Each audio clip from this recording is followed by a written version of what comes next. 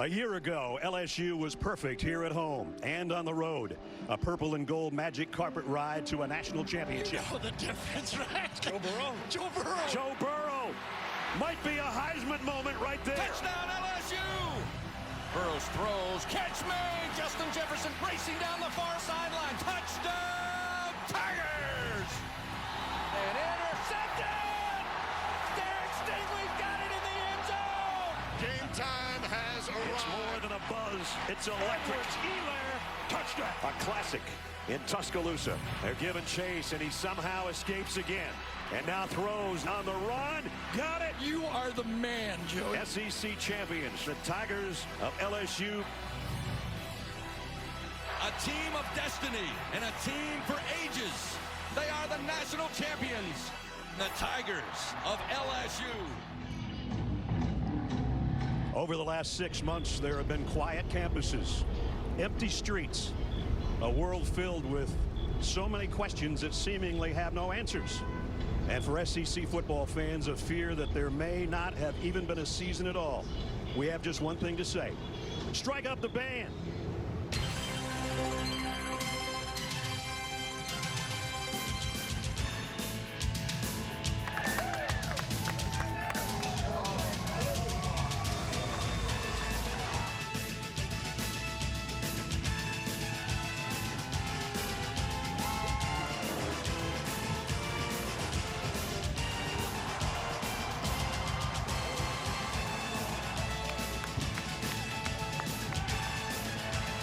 That is music to my ears. I don't know about all of you, but it means welcome to the Home Depot.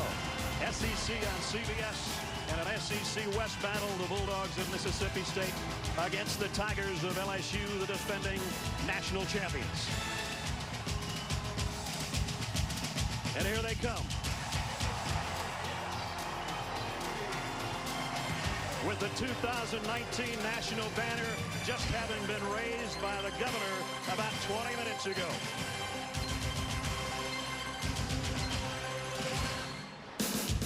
And there were so many days and nights where I was afraid I wasn't going to be able to say, welcome everybody, I'm Brad Nessler.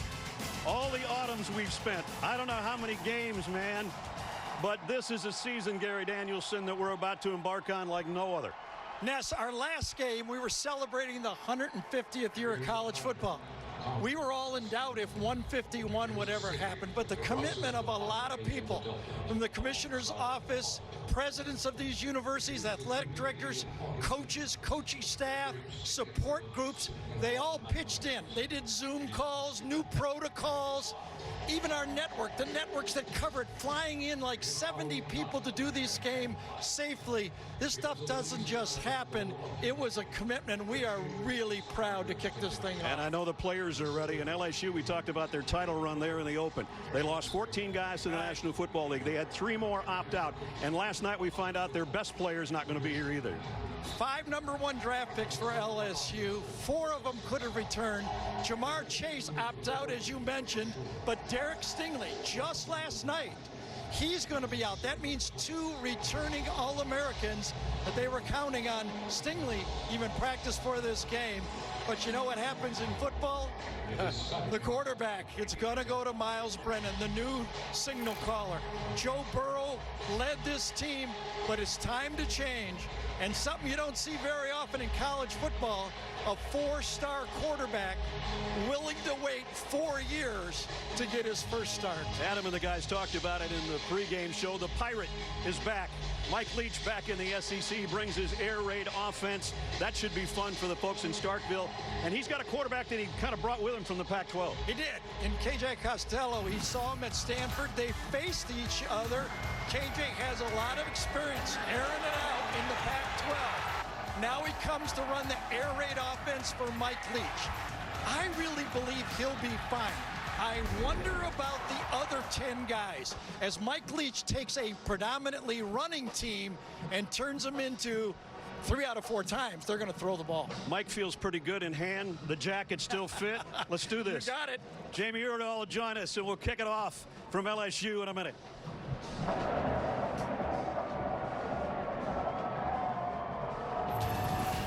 The Home Depot SEC on CBS is sponsored by Nissan,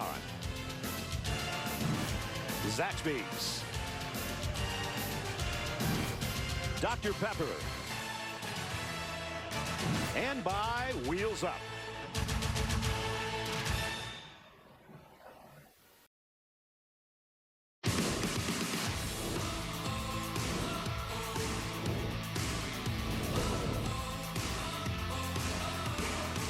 LSU set to host the Bulldogs of Mississippi State. The protocol for everybody pretty much the same. As you see, the stands are not full. 25% capacity, which is 25,000. You've got to have face masks on. There hasn't been any tailgating outside. That looked really weird for us. Cheerleaders and band will perform from the stands, not on the field. And I hadn't seen Jamie Erdahl in person until this morning. Here she is again. Oh, but Brad, Gary, wouldn't you agree how fitting it feels for us to start our SEC season here on the grounds upon which last year's national championship team was built? Tiger Stadium historically is one of, if not the most electric game environments to witness, but as you mentioned, diminished. 25,000 people allowed, just 10% of that is students. The band is at half capacity and socially distanced. Nearly 2,000 fan cutouts were made, and I mean, they're great, but they don't make a lot of noise. Now, speaking of that noise, spoke with several veteran LSU players telling me, sure, they're going to have to rely on each other for some of that motivation, but one even said a 25% capacity Tiger Stadium may feel as loud as a full house somewhere else. That's a big expectation for a fan base, but it sounds like they're up to the task this season. We'll see how they do, Jamie. Mississippi State won the toss, and they have elected to receive. It's a little sticky, but we've had worse here. 83 is not bad in Baton Rouge for late September.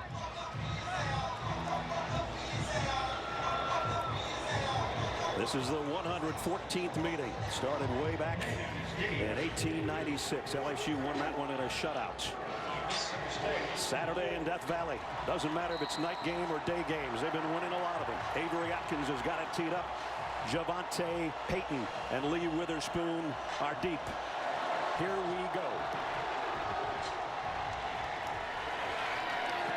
Payton lets it go, and Mississippi State will bring it out to the 25-yard line. And so offensively, the guy that we talked about, you've seen him in a Stanford uniform. Now you see him in the burgundy of Mississippi State. KJ Costello. It's a long ways from Rancho Santa Margarita, California to Starkville. And here's the rest of the offense that joins him, including an all-SEC tailback in Kylan Hill. And I think that's the biggest question. How do they use the leading returning rusher in the SEC, Kylan Hill, in this air raid offense? Jaquavius Marks is with him in the backfield. Costello comes up throwing, and it is a completion on the first play of the game. Pickup of 5 out to the 35. And he got it to Austin Williams. Defensively for LSU, with Bo Pelini, it would normally be a 4-3. But he's going to go with a nickel defense today, and with Derek Stingley out, as Gary talked about, put some pressure on Jay Ward and Eli Ricks on the corners in a 5 defensive backfield. Second down and 5.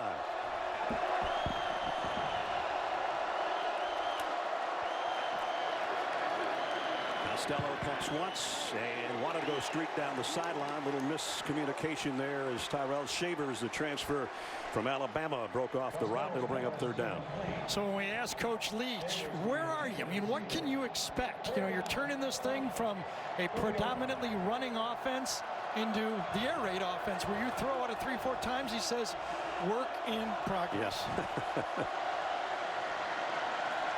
Third down and 5. Blitz coming from LSU. Costello, and he gets hammered at the 20-yard line. It's Jacoby Stevens with a sack. Number 7, it could have been Grant Delpit, but now it's Jacoby Stevens. They don't look much different than that number 7, do they? No, they don't. Bo Pelini already, out of the 3 plays, he's blitzed twice. He's hit the quarterback once for a sack, and it looks like he's going to dial up pressure. So a 3 and out, and now Tucker Day, as you look at Bo Pelini on the sideline, forcing the punt, and Trey Palmer is back for LSU.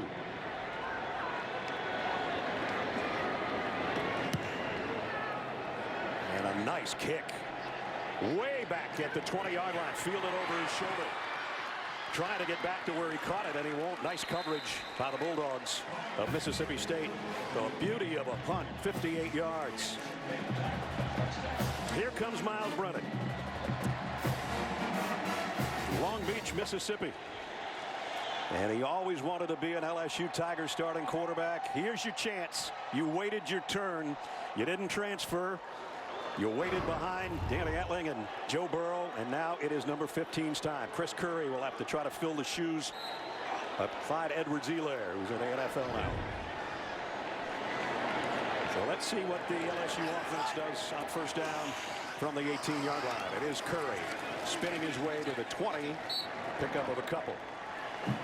Jaden Crumedy made the tackle from the defensive line spot, and he's one of the good ones on that front as you take a look at their front three. The nose tackle who just made the stop. Harold Thompson, their leading tackler a year ago. He's the captain of the defense. And there's the back end, the 5 defensive backs. So 2nd down and 8. We're going to see our first pass from Miles Brennan. Might be a corner blitz coming in his face too. Here they come. Quick slant, completion, and looks like a first down. Got it to Terrace Marshall. Well, if you lose all those receivers, it's nice to have a Terrace Marshall back. They do, and they're going to move him around in these formations a lot more than what they did last year, where you could pretty much depend on where they would line up. Curry straight up the middle. Nice cut. Ooh, got hit hard at the 34-yard line, but a good pickup. Besides all of the talent, the Heisman Trophy winner, first-round draft picks all over the field, they also lost Joe Brady, their passing coordinator. Steve Enzinger is going to run the show, along with Scott Linehan, who's replaced Joe Brady. Scott Linehan was a coach with the Rams, head coach in the NFL, and of course Dave Aranda also got a head coaching job at Baylor. So a new defensive coordinator, Bo Pelini, who we already mentioned. This pass a little bit behind Eric Gilbert, the highly touted freshman tight end. And it was, and that's that communication that you got to continue to work on. The quarterback thinks the tight end's going to stop right there. Tight end says, I'm going to just take one more step. On a short pass like that, you have to be very accurate. No time to adjust. LSU led the nation last year on 3rd down efficiency with Joe Burrow at the controls. Let's see what they do with Miles Brennan on 3rd down and 3. They've got 3 receivers bunched to the top of the screen, and Curry, the tailback, in the slot. 6 in the box, and they bring 5. Brennan has time now, running out of it. Wanted to throw on the run, could have tried to tuck it and run, and oh, he took a wicked lick at the 35, and it's a nice hit by Aaron Brule. That was almost cream brulee of the quarterback. Absolutely. There. Going to force a punt. And Miles Brennan is going to have to pick out these linebackers and avoid them. Now, it was a run. He's trying to get a first down, trying to get everything out of it he could. But what he got out of it was his first SEC shoulder pad. Hello. Zach Van Rosenberg, the 2nd oldest player in college football, is set to punt for LSU. Just turned 30 a couple of days ago. Nice kick, long spiral. Austin Williams will take it around the 16-yard line. So neither team able to get too much going offensively. Both were forced to punt. Bulldogs with their 2nd offensive series when we come back.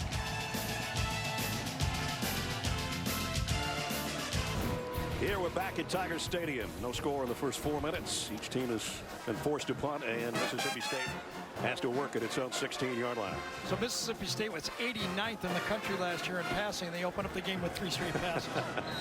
They still haven't let Kylan Hill touch it. He is with K.J. Costello in the Bulldog backfield. They got to figure that out. That's a big part of the Mike Leach offense. About 40% of the yards goes to the running backs. You looked out in the flat to him, he gets it to him. And just like that, K.J. Hill shows why he's an all-SEC performer as he hurdles his way out for about 6. That's really the running offense in this air raid offense. Those short connector flights to the running back. You don't complete 70% of your passes throwing the ball deep downfield. Little prop jets, right? Yes, those little proppers. 2nd down and 3. So all the talk about a 4-man line, and what do we start out with here is a 3-man defensive line. Costello, delayed blitz coming from LSU. He's running for his life and just has to throw it away. Yeah, it was an odd formation. 3 receivers to the left, and Costello rolls right. Well, quarterbacks under Mike Leach over the years. Cliff Kingsbury was coach of the Cardinals. Graham Harrell, Gardner Minshew, who's the mustache star of the Jaguars. Anthony Gordon, who led the country in yards passing the last 2 years. So, like, you know, he's always in the top 10, his teams in passing for virtually the last 2 decades between Texas Tech and Washington State. And last year, 3rd fewest passing yards for the Bulldogs. They're trying to change that, but they find themselves with another 3rd down. Jaquavius Marks in the backfield with Costello. And they'll give it to him, and he's got the 1st down and a lot more. And Marks out to the 29-yard line. Nice run and a 1st down. So the whole 2 weeks of camp, you know, this LSU defense has been get to the quarterback, get to the quarterback. You see inside Jacoby Stevens is blitzing and the running back runs right by him. More of a attack the gap defense this year for Bo Pelini. Play the run on the way to the quarterback is the style of this defense. Talked so much with the coaches about Kylan Hill, and they said Jaquavius Marks is right in the thick of it. He was in the thick of it there for a 1st down, and he's still in there at tailback. Costello, quick slants, complete. Not a big gain, maybe 2 or 3. Javonte Payton with a catch.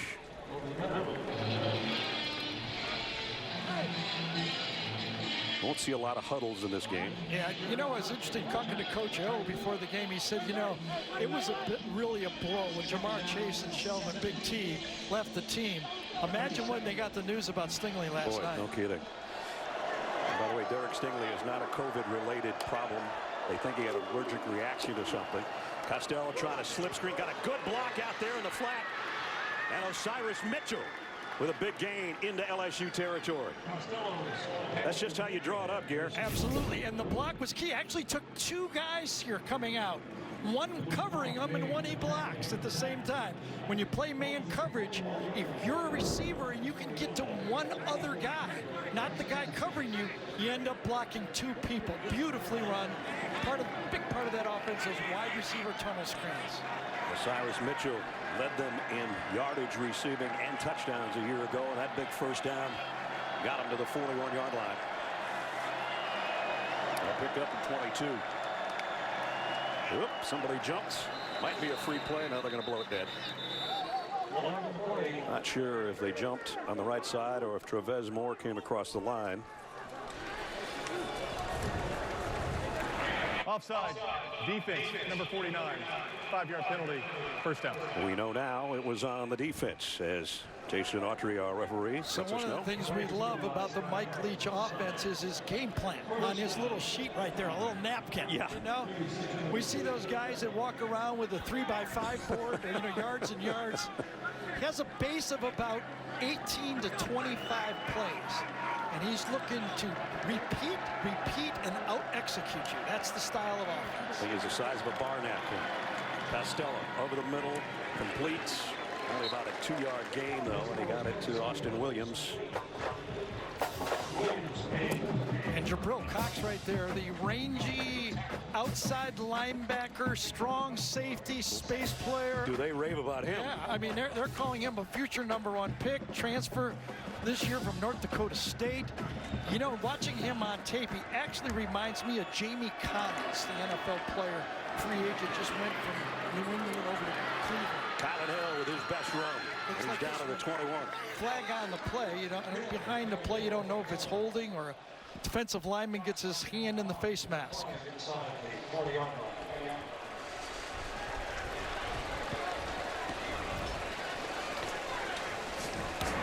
Holding. Offense, number 55. It's coming back. 10-yard penalty. Repeat.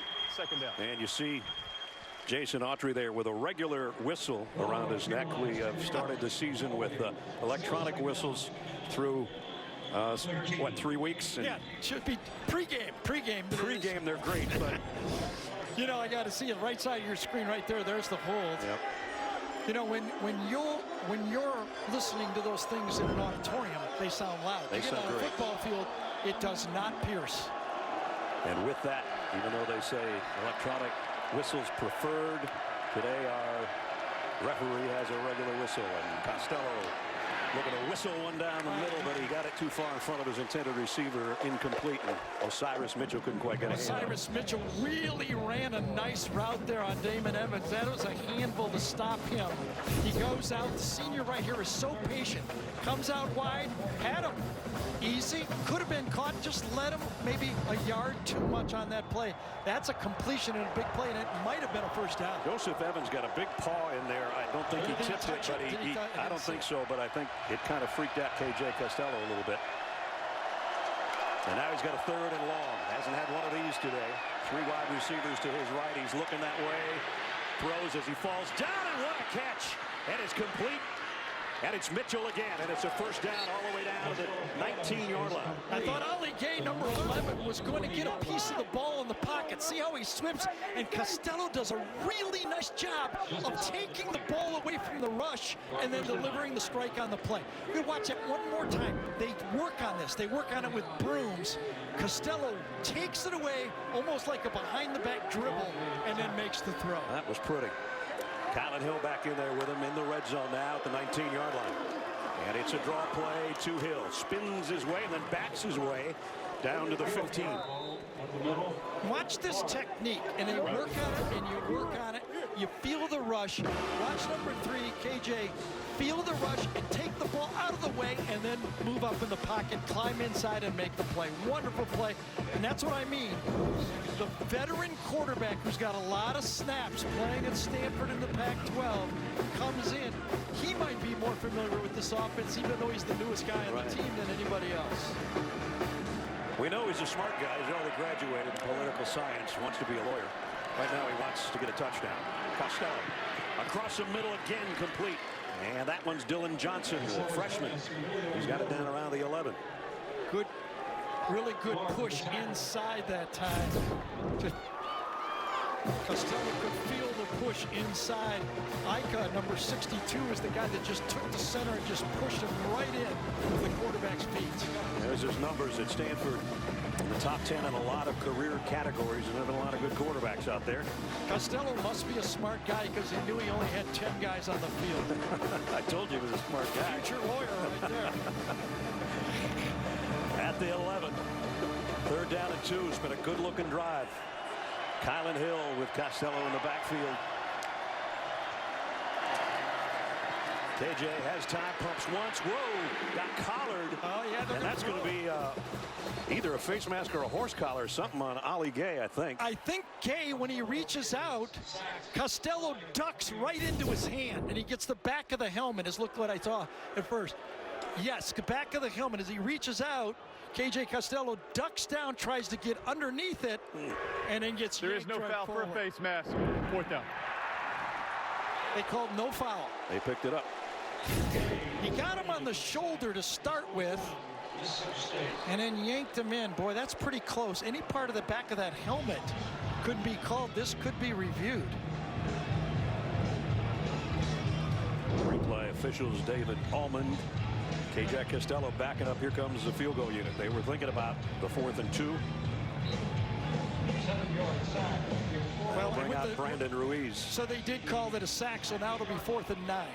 So not only not a face mask, a sack as well, and it backs up Ruiz out of the hold of Reed Bowman. It'll be a 35-yard field goal attempt. Ruiz with a kick up and perfect. And so the Bulldogs of Mississippi State on the road with a really impressive drive. Stalled a little bit after the sack. KJ Costello a little disappointed he couldn't get his team in the end zone. They'll take the 3 though.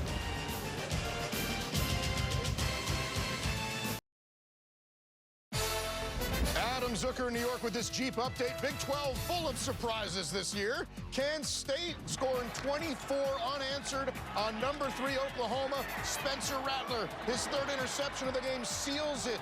And for the 2nd straight year, Kansas State takes down a top 5 Sooners team. Ness, Gary, Happy New Year. Oh man, how about that, Zook, huh? So we have our first big upset of the year. The Sooners going down. Do you think it's too soon to go committee, right? No, don't talk that right now. Miles Brennan, this is the last time he started a game, Gare. Wow. High school, I said to you that in the Southeastern Conference, you see more unicorns than you see four-star quarterbacks sticking around 4 years to play quarterback. He's been patient, as you said. Got beat out basically twice, and it's his turn. It's his team. Ty Davis-Price in the backfield. And at first he thought he'd just have to look for Jamar Chase, but it's going to get a little more complicated. Yeah, right? the Bolitnikoff winner is not here, but Terrace Marshall is.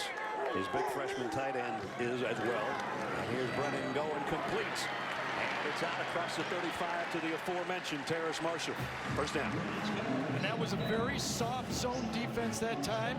This Mississippi State defense, all new group right there. Zach Arnett from San Diego State was recruited by Mike Leach to run his defense. They're not there yet either. Well, you saw LSU almost never trailed last year. They never trailed in the fourth quarter, right? Right. Yeah. I think only twice in the second half all year. So they're down 3 here with 4 to go in the first quarter. There you see the socially distanced cheerleaders and band that Jamie talked about. Jamie spent a lot of time talking to Miles Brennan this week, too, about this start and this team. We'll hear more from her in a second. Just inside the 43, Brennan, quick throw out. Should have been caught in and out of the hands of Davis-Price as we check in with Jamie. Yeah, Brad, Miles Brennan coming out of high school, 170 pounds. He said it's a version of himself he wishes he could forget. The speed bumps he hit along his way at LSU, he said so many times I had to stop and take a deep breath. He's listed at about 210 now. He said when Joe Burrow arrived, that was one of those moments I really had to center myself and say, I want to stay here, but I wouldn't be the quarterback I am without going through those trials and tribulations. Yeah, he said this week Joe had his time and did his thing, and now it's my time to do my thing. Let's see if he can pick up a 3rd down and 7. Need to get it out to the 49-yard line. Brennan pumps once. Trying to buy himself some time. Throws late and incomplete. 4th down. And he was hoping Racy McMath that time, new wide receiver out there, would come back to him. Racy decided to step one back and then go long. A little bit, again, of that miscommunication that last year, remember when the 3 guys were on sync the whole year. Never really seen anything like that, which we saw last year with those 3 guys with Joe Burrow. So here's Zach Von Rosenberg's 2nd punt. Austin Williams waits for it. Back inside the 20.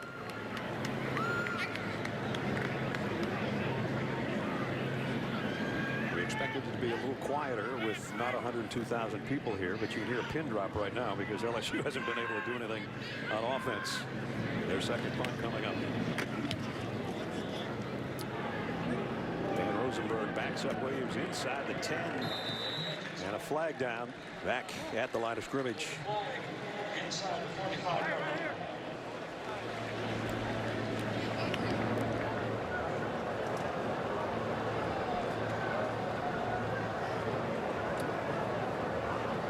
The officials with a little conference.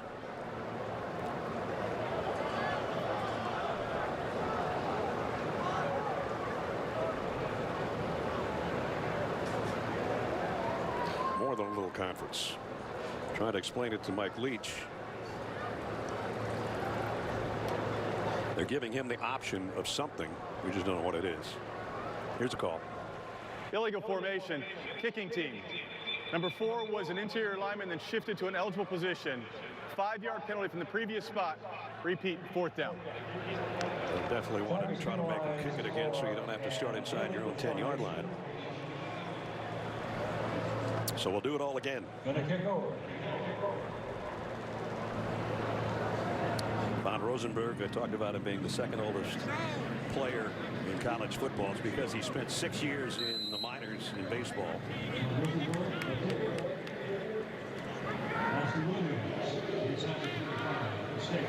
As you watch behind him, as his next punt is high, and it will not carry as far, and it will be a little bit better starting position by about 5 or 6 yards. Pretty consistent, huh? Yeah, pretty consistent. He moved back 5 yards and he kicked it exactly the same.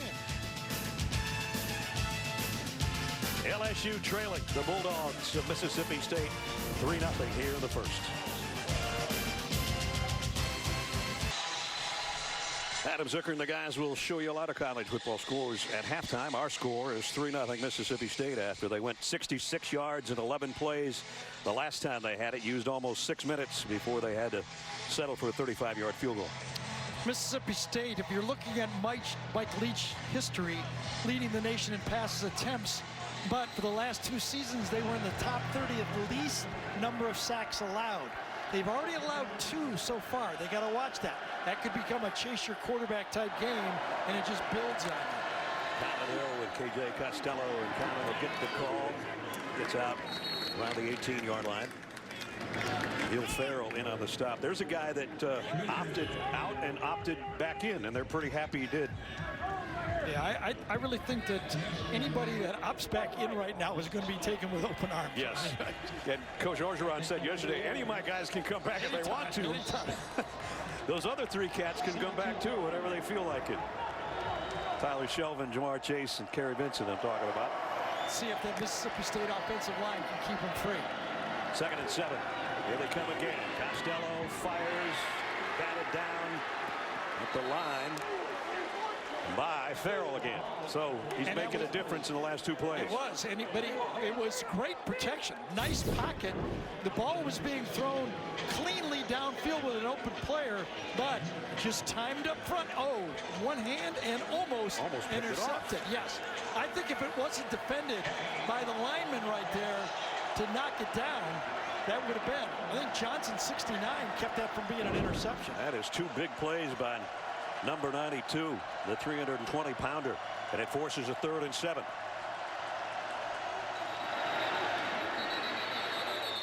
Whistles blow it dead. I think Mississippi State, did they jump? Oh, K.J. Costello is saying they jumped in the neutral zone. Offside. Defense number 49 in the neutral zone, causing the offense to react. 5-yard penalty, 3rd down. Revez and Ali Gable were both on that side and jumped. There they both come. Yep, just into the neutral zone. Going to rotate about 8 guys through there. Brad told you, 2 of them 11 and 49. Gay and Moore will play that left side. And they'll also take those defensive ends and move them inside, which they have this time. Ali Gay is over the guard with these wide splits. They're going to move their defensive ends inside and try to put pressure on those guards and center gaps. K.J. Costello doesn't want to waste that 3rd and 5. He's going to call a timeout, head over to talk to Coach Leach.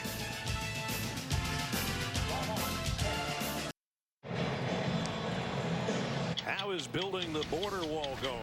60 Minutes has been investigating, and you'll be surprised at what they found. That's tomorrow, 60 Minutes on CBS.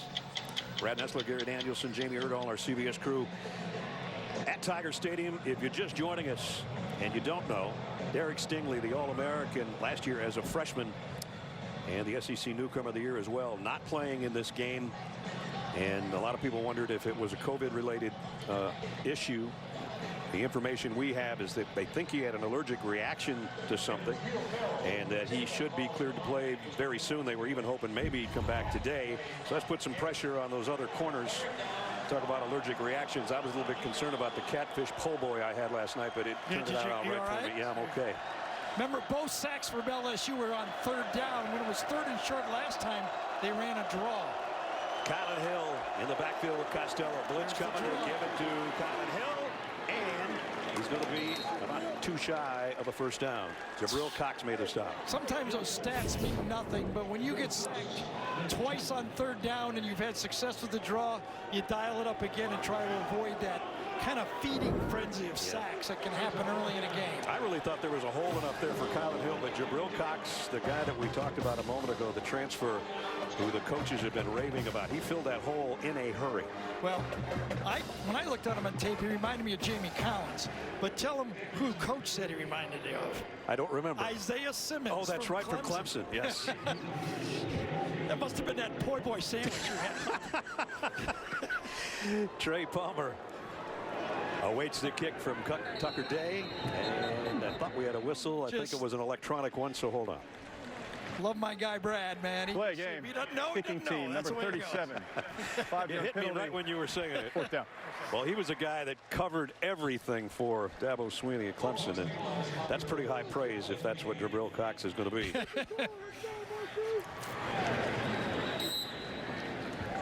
Probably the fastest guy on this LSU team is Trey Palmer back receiving this punt. He awaits at the 35-yard line. Snap from center's a little high. Kick is not as good as his first attempt, and it's going to go out of bounds on the far sideline around 45 or so. It's all got to work together. When the snap is not good, you can see how much it threw off that punter on that play. 37 seconds remaining in the first quarter. LSU's got it back. What might have been when you look in the classroom, you look in that team room and you go, we could have had all these guys back. They all went to the NFL, declared for the draft. And the ones that didn't opted out. Tyler Shelvin, Jamar Chase, Kerry Vincent, as I mentioned earlier. That's 17 really good players. It's really unprecedented. There's been no national champion that has returned fewer players than this LSU football team with just 5 starters. Play action, Brennan in trouble, and he's going to go down around the line of scrimmage. He waited too long, and Tyrus Wheats brings him down right at the line of scrimmage. Maybe got a yard out of it. See, that's, I think, the biggest difference between Joe Burrow and Miles Brennan. Joe Burrow was more of an athlete. Miles is going to have to learn to get rid of the ball in these situations. Remember, the last true game he played with the pressure on was high school. It's way, way faster here. Might be the final snap, should be of the quarter. And his throw is complete across midfield to the 48 is John Emery. And that will get LSU into Mississippi State territory. Last season, 3 quarters they were scoreless all year. They're scoreless in their first quarter at home in 2020.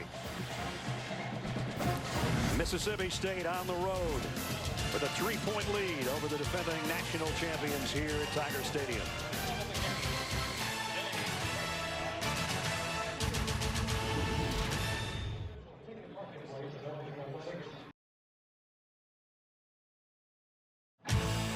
Second quarter at Tiger Stadium in Baton Rouge, Louisiana. The defending champions trailing Mississippi State by field goal. And a 3rd down and 4 for the LSU offense. Brennan in the shotgun all by himself. 3 receivers to the top, 2 to the left. He's in trouble again, and down he goes back at the 44-yard line. So it's going to be a punting situation for LSU. Tyrus Wheats with a sack. If you see it, he catches it. It's just unblocked that time. That's a give that one to the defensive coordinator. Outside tackle steps for the defensive end. He backs off, and the linebacker makes the play. That's that scheming San Diego State West Coast 3-3-5 look that really confused the offensive line for LSU. Oh, another punt. Zach Von Rosenberg's been the busiest player on the field so far for LSU. Williams way back around the 5-yard line. So they're 95 yards away for the air raid offense. They've had their moments today. For Costello, tucked that one in. Then out of the flat to Kylan Hill. This was probably one of his best plays right here. Totally. That's the veteran quarterback. That's the play that KJ Costello's making. It's coming naturally that Miles Brennan just doesn't have that tempo yet to understand it. Hey, no one really expected that to happen in the first quarter. It's a work in progress for both teams, right? Yep. Well, when Mike Leach was at Kentucky, we had Tim Couch, and they threw it all over the place. I wonder if Coach Leach got a waiver for that match. He doesn't get fined as much as the NFL guys No, are. I don't think he's gonna. He's KJ Costello standing on his own goal line right now from the 5-yard line with Kylan Hill flanking him. Low snap, Had to pick it up. And now throws late across the middle, and he zips it out there for a first down out to the 17-yard line. Cameron Gardner with the completion, so Mississippi State's got something rolling. We welcome you back, Brad and Gary. Jamie's down on the field. You know, it's a 4-quarter thing as far as a test. First quarter test, though, it's a C- right now for LSU's offense. Yeah, I think they just seem out of sync. They don't really know what to grab right now. I mean, Clyde Edwards-Helaire last year was an offense in himself. Joe Burrow was a veteran. Let it relax. Let it relax. Let's not panic anywhere on this field. Actually, for both teams. I mean, if you're Washington State right now, you're going, hey. Whoa, Costello zips it out to the 43 to Javonte Payton. You know what I just said? If you're Washington State. Well,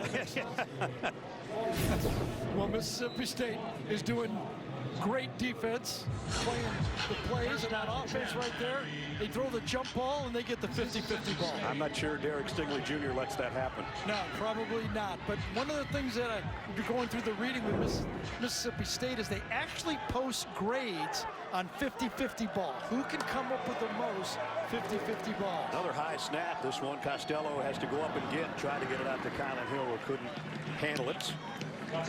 Let's get a studio update. Adam Zucker in New York. Zuck. Yeah, Ness, some unexpected starts. Another Jeep update for you. Felipe Franks, the former Gator, now he's slinging it for Arkansas. Finds Treylon Burks right here for a big play. Hogs on top of the Dogs with a touchdown. Back to you. Oh boy, Sam Pittman would like to do that to his own team, huh? The new head coach. And again, veteran quarterback with a lot of snaps. Felipe Franks. Georgia playing with a new one.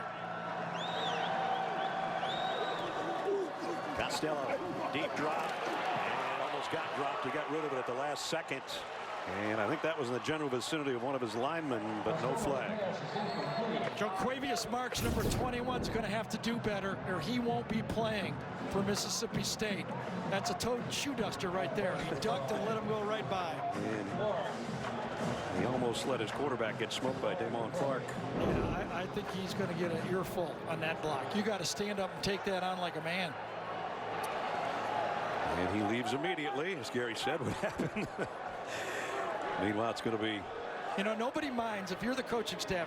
If you stand in there and you get run over, hey, your teammates will look at it and go, hey, you gave it everything. But when you duck like that, they're going to say, well, that ain't good enough. Intentional grounding, offense, number 3. The penalty is the ball be placed at the spot of the foul. Lost it down. Third down. I thought he threw it to one of his 50s out there, and he did, or tried to. So intentional grounding. Closest guy was a lineman. He actually almost hit one of his linemen. Nobody home out there. That was an eligible receiver. I had my eye on the blocking of the running back, and when you feel that linebacker coming on touch like that, you're looking to throw it to anybody. Doesn't matter what number they got. Even an empty space. Exactly. So that brings up third down and 20. Here's Cox. He plays all over the field. Trying to get his man in motion. Finally does. That's Payton. Costello steps up. Going deep middle and caught. It was tipped even a little bit, but still brought down by Cameron Gardner. I thought Bakersfield had this pick, and I think Bakersfield thought he had this pick. Watch him back into the zone. Turns and looks at the quarterback, looks at the ball and says, I'm not 6'4". Boy, great catch. Caught the back end of the ball. 25-yard pickup. That's one of those everybody did their job. The Bulldog offensive line, quarterback couldn't throw it any better. The receiver was there, linebacker was there. Everybody gets a passing grade, but it becomes a first down. At the 43-yard line of LSU. Blitz coming off the corner. Long ball, far side. That one's dropped. Should have been caught by Javonte Payton. Might have been looking into the sun a little bit, but that was a perfect throw, I thought. Yeah, it was perfect. And the shadow's going the other direction, Brad, so I can't give him into the sun. As he looks back, I don't think that should be bothering him, and you can't, as you said, drop it in the bread box any better than that. Flouts is right in coverage, but a perfect pass, bump and run, beats that bump and run coverage. KJ Costello putting on a nice show here. He really is. A little bit of pressure, too. He's standing in tough. faced a lot of blitzes so far. This time they're going to try Colin Hill on that little quick opening draw again, and Hill got 4 before Jamal Clark made to stop the middle linebacker. Hey, we need this, Pop. So LSU looking for a stop here on 3rd down and a long 5. You might have heard somebody say, we need this right here. That could have been Mississippi State saying, let's keep him drive alive, and it might have been an LSU And historically, in a Leach offense, they run less 3rd down plays than any other school in college football. Right. And they're 3 for 6 in this game, so they're doing a good job on 3rd down. You asked Mike yesterday, what's the plan? Keep it. Communication. Just imagine if there was 100,000 here. And LSU's got it. Jacoby Stevens. Cole Smith and KJ Costello not on the same page there. He's moving up, the snap, and it's a turnover. That's not going to work. LSU on offense when we come back.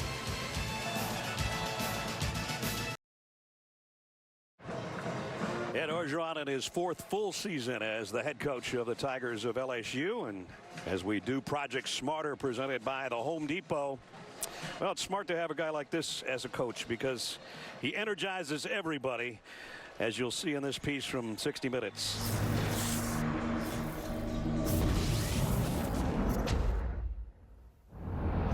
All right, man, we'll come be a Tiger, man. What you waiting on? Good job. Good job. All right, one more time. Set. Hut. Fake.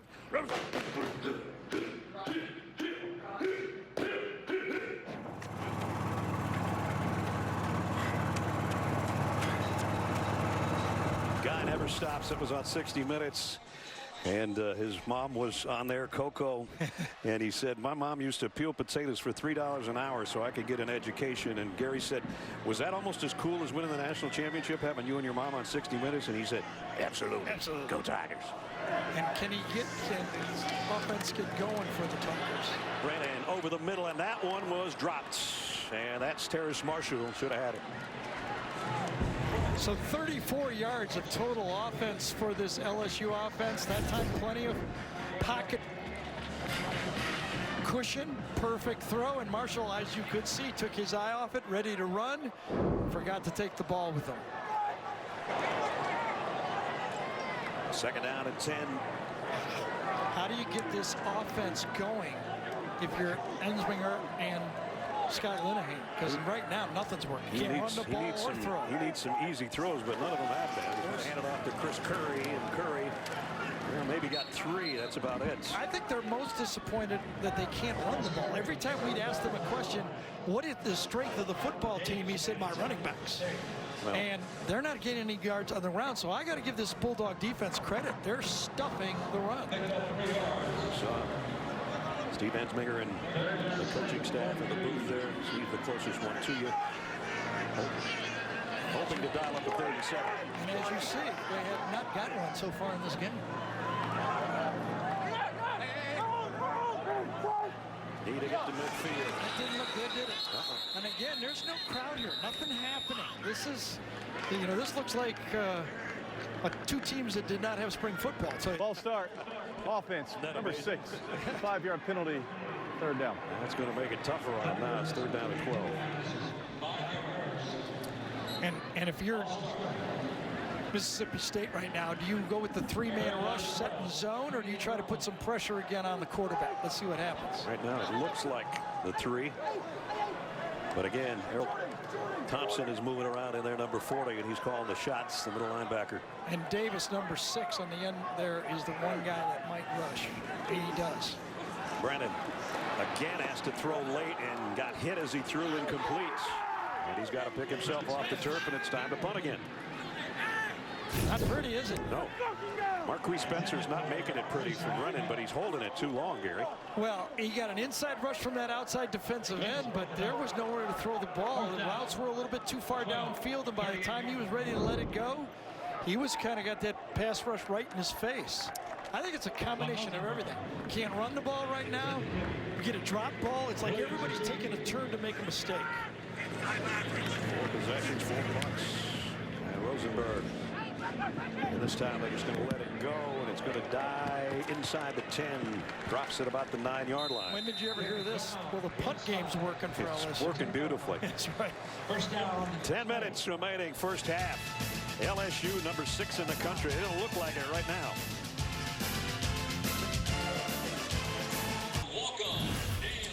Mississippi State today, some miscues, or they would have more points. Yeah, and it started with the center. Low snap, high snap, and then a third down, no snap that ended up being a snap for a turnover.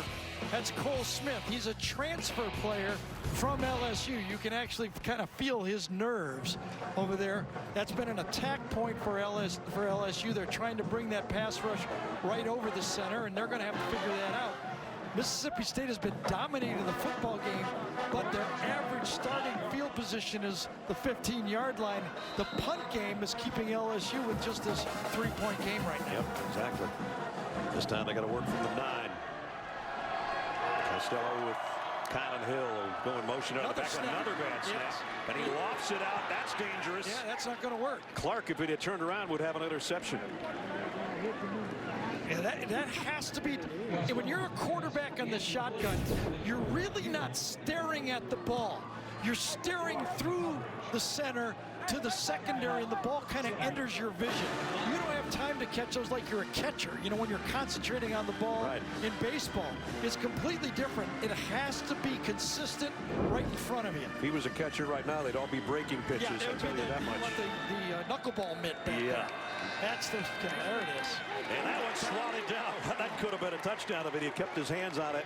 Ali Gay off the defensive end. Well, Ali Gay has been a force in this game. The transfer, he has been all over the field. He's had close to a couple sacks. His big, long body. And this is the defense that Coach O wants. He wants an attacking 4-man line. Get in the quarterback space. That's why he brought in Bo Pelini for $2.3 million a year. I was kidding, Bo. You left here at $300,000. You come back at $2 million. And you're playing bigger games than Akron, and no offense to Youngstown State. Yes. Third down and 10.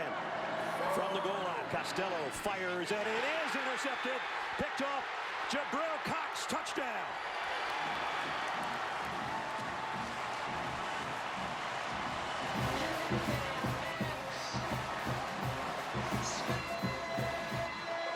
We've talked a lot about him for the first 20 minutes of this game, and he just made the biggest play of the day so far for the Tigers. Well, remember, he's playing Division III football a year ago. I think this is him right here. Not exactly sure. How do you miss a guy that big? Number 19, yes. Playing in space, and then he cuts underneath. Kind of a poor throw. When you make that throw like that, you got a guy right on the hip of the receiver, a little bit behind, and it costs you a pick 6. But as you said, Brad, a defensive end, outside linebacker, safety, and covering the slot. What a football player. Big time play. KJ Costello did not want to make a mistake down there, and lo and behold, he did. Jabril Cox from 14 yards on the interception made him pay. 7-3 Tigers.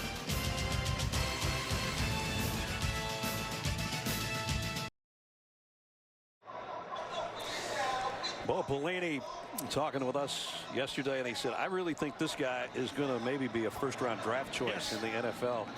And he's one of the new faces from unusual places. The grad transfers, Liam Shanahan coming from Harvard, 3-year starter on the offensive line, and then North Dakota State's Bison, who have won a zillion games in a row. Jabril Cox and comes in here. Let me apologize to North Dakota State. I mean, I watch them play all the time. One of my favorite teams to watch.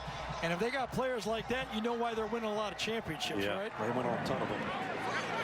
And Mississippi State will start at the 25-yard line. Let's check in with Jamie. Well, you guys talked about how much this LSU team has changed since winning the title. 3 players, 3 starters from that national championship game, the same number of players, 3 that have come in from FCS teams from last season. An interesting compilation of players for this LSU team. Boy, I tell you what, they've been good additions right now. Talked about Ali Gay coming from the JUCO ranks and Jabril Cox from North Dakota State, and they have been all over the field, number 19 and number 11. So as I was saying, it's unprecedented to win a national championship, return a team that only has 5 starters from last year's team. The closest I could find was the 2011 Auburn team. Remember that 2010 Cam Newton team? They returned 8 starters. They went 8-5 that year. No one else is even close. LSU, they don't get their offense going. They might be thinking about 8-5. Here's a low delivery, but it is caught. Completed to Cyrus Mitchell. Here's what Gary's talking about. All-Americans that are not here. Jamar Chase, a Biletnikoff winner, opted out. Grant Delpit, Thorpe Award winner. Derek Stingley Jr., who was first-team All-American, is not playing today because of an illness. Well, think about that football team. 10 of the top 100 players, 10% were from that football team. Man, something They else. just didn't lose players. They lost NFL players. Yeah, tied a record with 14 drafted. Here's a throw on the flat. It might even be a lateral. It's to Kylan Hill, and he only got a couple of yards, but he only needed a couple of yards. Number 1, the true freshman Eli Ricks that time turned that play back in. There are, as Coach O said, we're always going to get players here. Just got to coach them up, get them ready to go, and get them some experience. First down at the 35. Decent working position for KJ Costello finally. Ricks thought he was going to be playing opposite Stingley and getting almost every ball thrown his way. Right. Aquarius marks in the backfield with Costello. KJ coming up firing deep sideline. Caught. Beautiful over the shoulder catch by Cyrus Mitchell again. Well, you can't really cover a guy much better than Flott did that time. Number 25, he's right there. He just at the last second, when the receiver puts his arms up, needs to turn. Mitchell does a good job of waiting until the last second to put his arms up and then makes a perfectly thrown ball into a big game. 34-yard gain to the 31-yard line of LSU.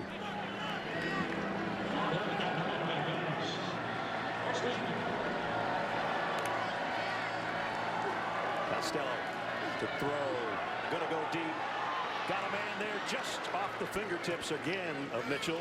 And he's shaken up a little bit as Jacoby Stevens came over and got a piece of him. And now got an LSU guy down at the goal line. I think it's Flott. Flott, number 25, yes. Stumbled on the play. I think Stevens thought he had a beat on it, but it was just touched by the receiver to kind of knock it off way. I think Flott got the back shoe maybe of the intended receiver in the lower extremities. Let's see if it happens. Hopefully he just had the wind knocked out of him at the goal line. We'll check on him when we come back. 7-3 LSU. Adam Zucker in New York coming up on the Geico Halftime Report. BJ Rick and I will get you caught up on all of today's action, including Arkansas on top of Georgia right now, 7-0. DeJuan Mathis, the starter for the Dogs, with JT Daniels not cleared to play, gets intercepted by Montaric Brown. 7-0 right now. Nash seeing a few. All right, 7-3 here. Adam, LSU and top by a defensive touchdown. Flott again shaken up on the goal line on that play intended for Mitchell as Jacoby Stevens was coming across to help him. I tell you, he never gave up on the play, did he? Even as he was falling down, he reaches out. I don't know, did the foot catch him under the chin? I don't know. I didn't see it. Might have happened earlier, but on that play, I couldn't see anything. So at least for one play, they're down one more corner. That's Costello. And it batted in the air again, incomplete. That's who? Ali Gay. Yep. I tell you, talking about it being an impact on a football team. He's floating like a butterfly and stinging like a bee right now. I know. He's tall, he's ranging, and boy. Boy, 11 and 19 have been something. Mississippi State cannot find a way to get the ball to Kalen. They're not handing him off to him. He can't get in the passing game. He's just not getting enough touches in this offense. There's a guy that finished with 1,350 yards on the ground last year. Now the throw down the sidelines of beauty. And it's Tyrell Shavers' touchdown. Tyrell Shavers, transfer from Alabama, had one career catch at Alabama. Well, he's got a 31-yard touchdown in this one. Beats him at the line of scrimmage. And Evans has no chance, never got. When you get beat at the line of scrimmage, Darren Evans, who's replacing Flat, who's replacing Stingley. Right. Told you they were running out of corners. Exactly. This is a pretty ball. And a great over-the-shoulder catch and right into the pylon for Shavers for the touchdown. Extra point is up and good. Bump and run coverage. If you're going to beat it, the best and easiest place to beat it is right at the line of scrimmage. Bad technique, you didn't jam him, you're in trouble the whole way down the sideline, and that's an easy throw for a quarterback. Costello keeps his wits about him. High snaps, batted balls, pick six. He hangs in there. And throws a dart to cap off a 75-yard touchdown march.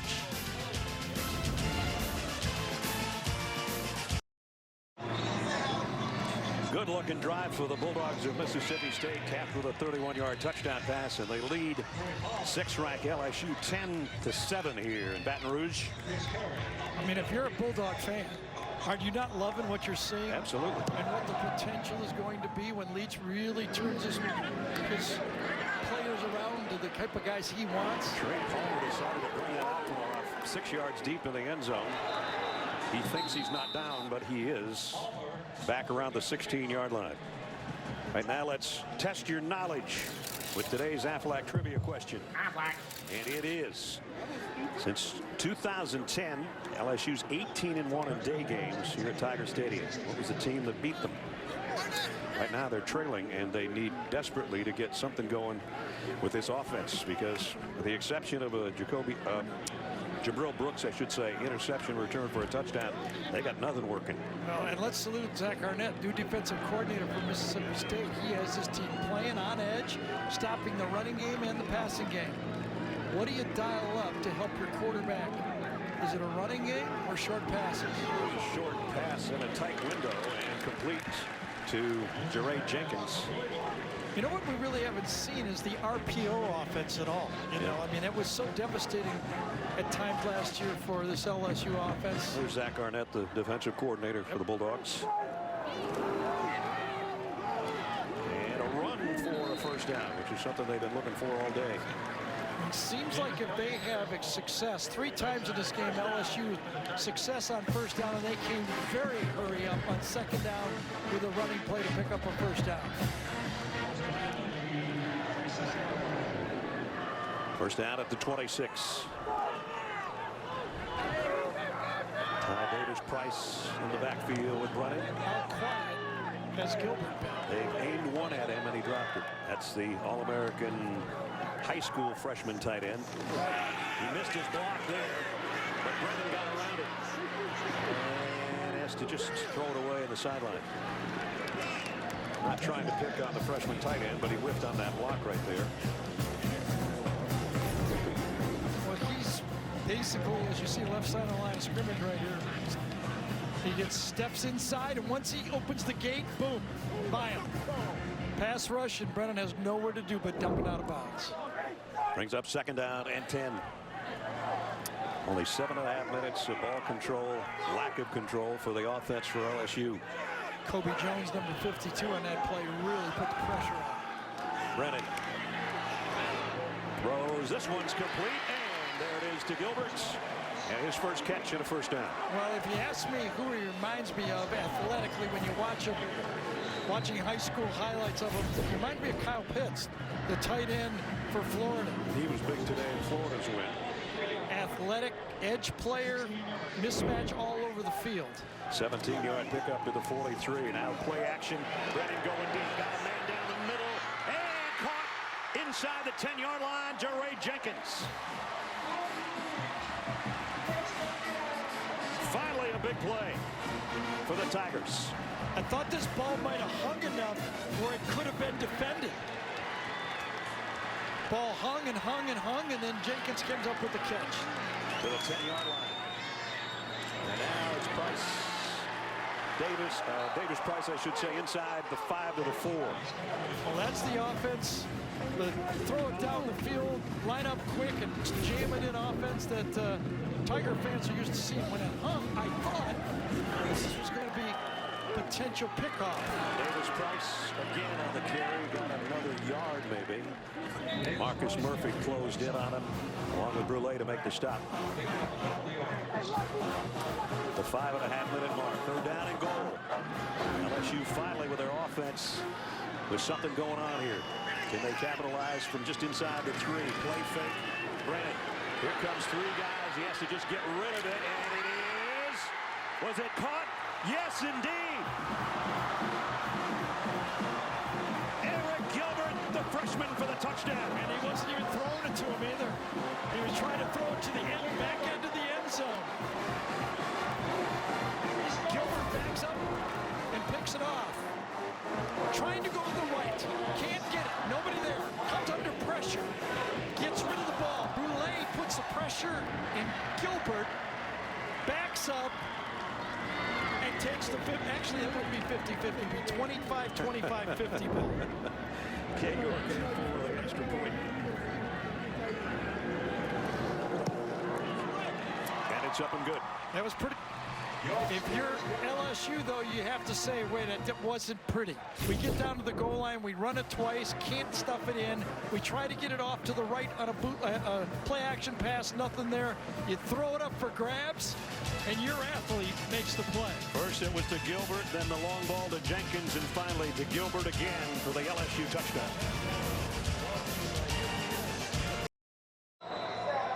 The capper was the first touchdown pass to Gilbert. He caught another ball for 17 yards in that drive, but some good-looking plays there. Gary finally getting the offense going a little bit. Yes, Gilbert makes the play on the jump ball in the end zone, but it was the 2-play back-to-backer that really put the points on the board.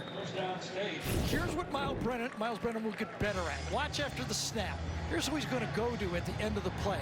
But as a quarterback, here's the field you should be seeing and throwing the ball to. See that open spot? If he'd have let him more over to that hash, it would have been an easy completion and no chance. And in this one, he just like, you know, this is like a pop-up. The outfielder's out there and the infielder backs up and takes it away from him. So Eric Gilbert with his first career touchdown, which I'm sure will be many if he's as talented as the coaches and the rest of the college football world thought when he came out of Marietta High School in Atlanta as the Gatorade National Player of the Year. No other tight ends ever won that award. She's a quarterback or running back, something. Kylan Hill, one of his better runs of the day as he's run out of bounds. Yeah, that's the 9th rush of the game. But for Kylan Hill, it's only his 5th. There's been some quarterback runs on the play. I think that in this football game, they got to still, as this offense gets better and better, figure out ways to get the ball in his hands. 26 passes from KJ Costello so far. We said coming in, or at least we thought, talking all week about it, Gary and I and Jamie, we figured, well, maybe 60 balls in the air from Mississippi State, and we're on our way to something like that. Costello, quick slant, got it complete out to the 45-yard line to Austin Williams.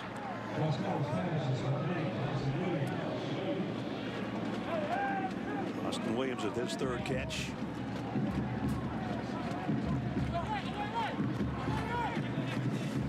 Second down, along 2.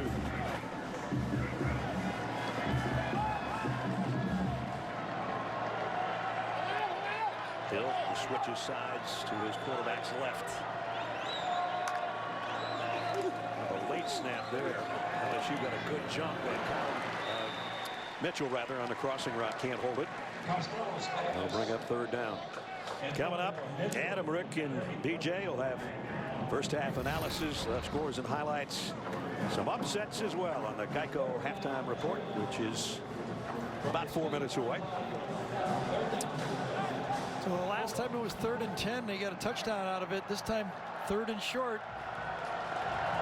Holding the ball here right now would be big for this defense. 4 minutes to go in this game. Remember, they get the ball to start the second half. 4 out of 9 of the 3rd down conversions. They need to get this to the 47-yard line. Hill in motion. LSU will move over there with him into a 4-receiver set on the left-hand side, and KJ Costello doesn't like the looks of something. Boy, it was miscommunication again with the center. Having some problems there on the battery.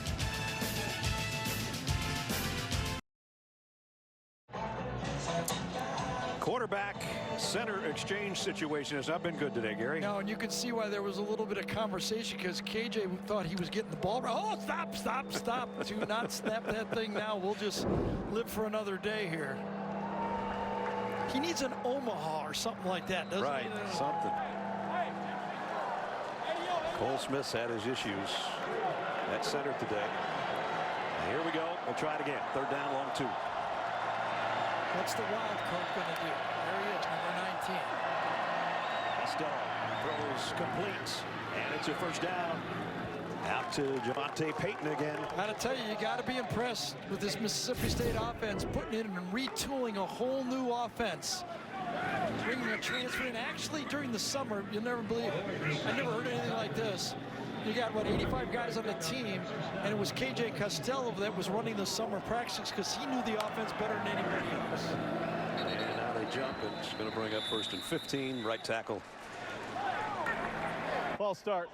Offense, number 69, 5-yard penalty, first down. Quatravius Johnson, the right tackle, came out of his stance with the false start. A little earlier, we asked you the Aflac trivia question. The last time since 2010 when LSU lost at home at Tiger Stadium. Florida, November 16th of 2016 on a 1 o'clock Eastern kickoff. Yeah, I remember that. Last play of the game. Another snap that was a little errant, but Costello corrals it and throws across the middle, complete to Kylan Hill. As the clock winds its way towards the 3-minute mark. So the goal when Coach Leach was recruiting Kylan Hill to come back, you know, don't leave us, we'll stay with us. He said, I can get you 2,000 all-purpose yards. I can show the NFL that you can be more than a running back. You can do it all. It's going to help your stock. You can be an Alvin Kamara type of guy. Yes, well, those big shoes. Yeah, I know. I'm just trying to pick somebody out of nowhere. That's style, you mean, right? Right, right. I think Kamara's in that $10 million a year. Yeah, he's making a lot more than Kylan is right now. 2nd down and almost 11. Costello pressure cut, and his arm hit as he threw, and it's incomplete. Geez, this guy just, Ali Gay is just a highlight film here in the first half. Really is.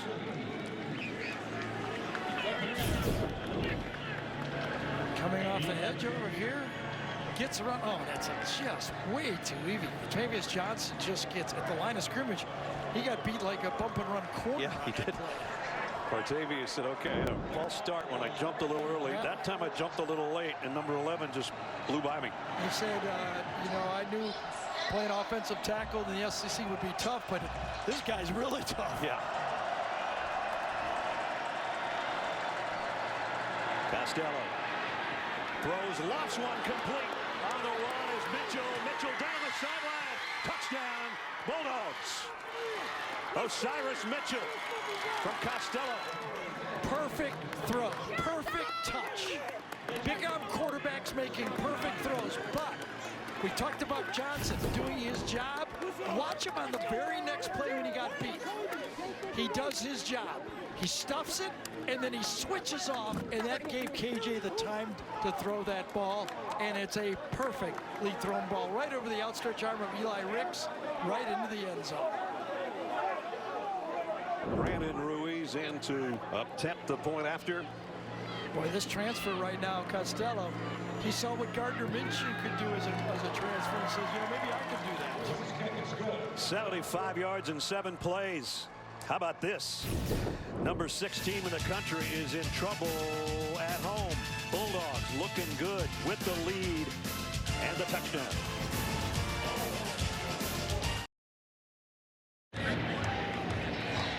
.227 remaining in the first half as Mississippi State has capped off another long drive with a KJ Costello to Osiris Mitchell touchdown pass, and they take the lead back.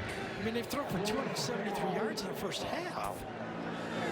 And LSU scored on their last possession after going 84 yards. They'll see if they can answer it. KJ Costello, remember, Pac-12, 3-year starter basically at Stanford. Last year had some injury issues, but he had a huge game when they played Mike Leach's Washington State Cougars, but it was one too many for the mustached wonder, Gardner, who threw that touchdown pass, and they beat him. And he said, Mike Leach said, you know, they played him. Every time we played him, we beat him. But every time we played him, KJ Costello played great. And so when I came to Mississippi State, I thought, you know what? You want to come with me? And he has paid dividends so far in the first half. Brennan had it batted down at the line of scrimmage. Incomplete. Looked like the nose tackle. Jaden Cremedy got a hand on it. It has been ugly for this offense. Right out here, I believe. No, inside. I got him. Right there. Yep, here we got him. Crumedy gets it. The angle of the throw, Crumedy ran right into it when he rushed it. Emery in the backfield with Brennan. There's been virtually no ground game for LSU in this half. Three-man rush. Miles throws across the middle and behind Emery. That's a miscommunication that right now Miles Brennan's happy. There's only 25,000 people here right now. Because this is the one, look deep, zone drop, get rid of it, help your line. Now, you don't know. I mean, we don't know. All right, was the running back supposed to sit right there? Was he supposed to keep coming across? Doesn't matter. The crowd doesn't know either. They're going to boo you. Yes. 7 of 15. Here's the rule. One touchdown. They're patient for a quarter. Well, the cardboard cutouts are going to be patient the whole game. That's the good news. Brennan running for his life again. Has to just throw it to the Mississippi State. And now it gets dangerous for LSU. They've had a long pass. They've had a pick six. They're going to give the ball back to a football team that has been moving the ball in the air. And remember, the Bulldogs get the ball to start the second half.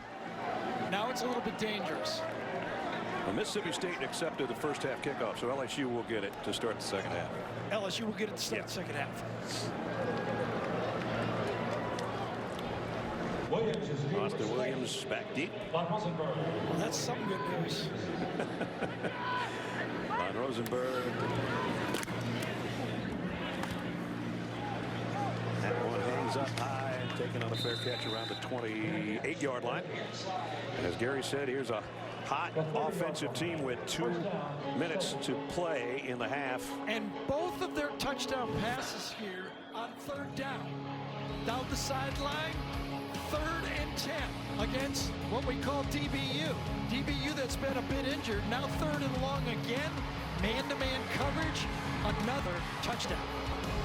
So they've been defeating that man-to-man coverage, but on 3rd and long, you would think they'd have some problems.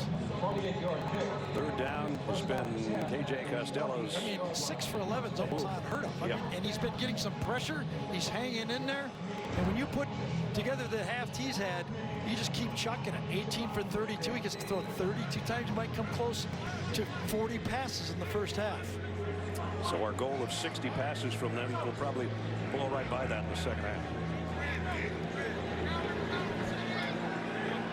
Cheerleaders are trying to get the crowd here to make noise. They haven't had anything to cheer about, with the exception of one short touchdown pass and an interception return for a score.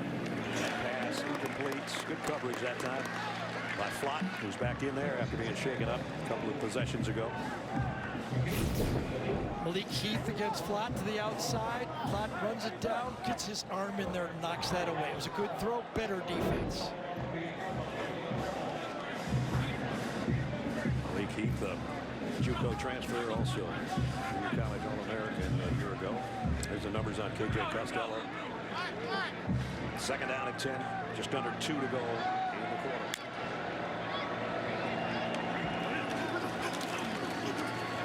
Set to throw again. Off his back foot, got it across the middle of Colin Hill on a run.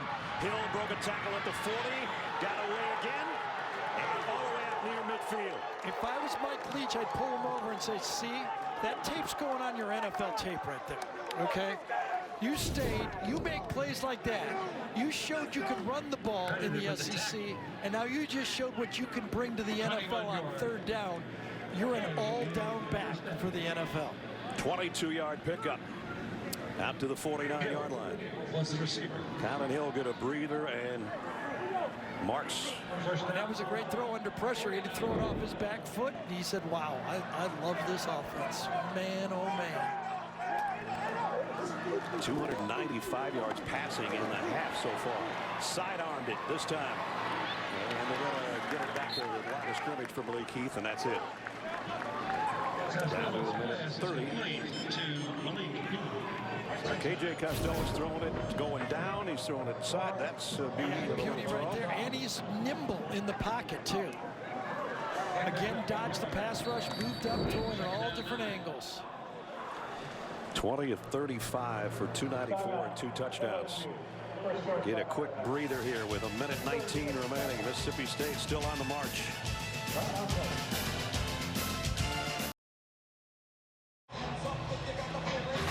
Tuesday on CBS, after the first presidential debate, Stephen Colbert goes live to try to make sense of it all as only he can. Plus Senator Cory Booker, live Tuesday. Colbert on CBS.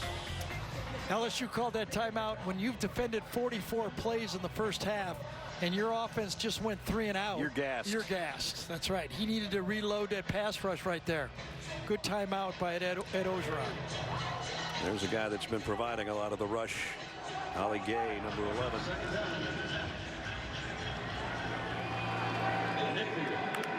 More than twice time of possession for the Bulldogs as Costello, deep drop, throw over the middle, and it's a beauty. Complete down to the 33-yard line. They called it incomplete. Oh, they did? Bounced? I think it bounced. It was a good attempt by Marks. Yes, it was. Could have caught it. Would have been a good catch. Oh yeah, you're right. Would have been I think, a routine catch, and it's one of the principles of the Mike Leach offense. He goes, I'll take the routine over the spectacular, and that should have been a routine catch. It's a big third down if LSU can get a stop here. Third down and long, and they've got burned twice. What will they do now? They've been playing man. Will they rush 5? KJ Costello's been living off the third down conversions, and he's going wide side, and he's got, no, he didn't. Drops. Good job to fight that ball out of there. I'm going to say defended. Is that a description that would work on this one? It was defended. Yep, I think Jay Ward got his hand on that. Was behind, defended, and he Fought had it, yep. and then he ripped it out. Fought through it. Nice job. So they did get the stop. And that's another one of those that just put up there. That's what the quarterback does. A lot of space out there. Just put it out. I think my receiver's better than the corner on 50-50 balls. That time, Ward wins the battle. Tucker Day back to punts. Trey Palmer waits on the other end.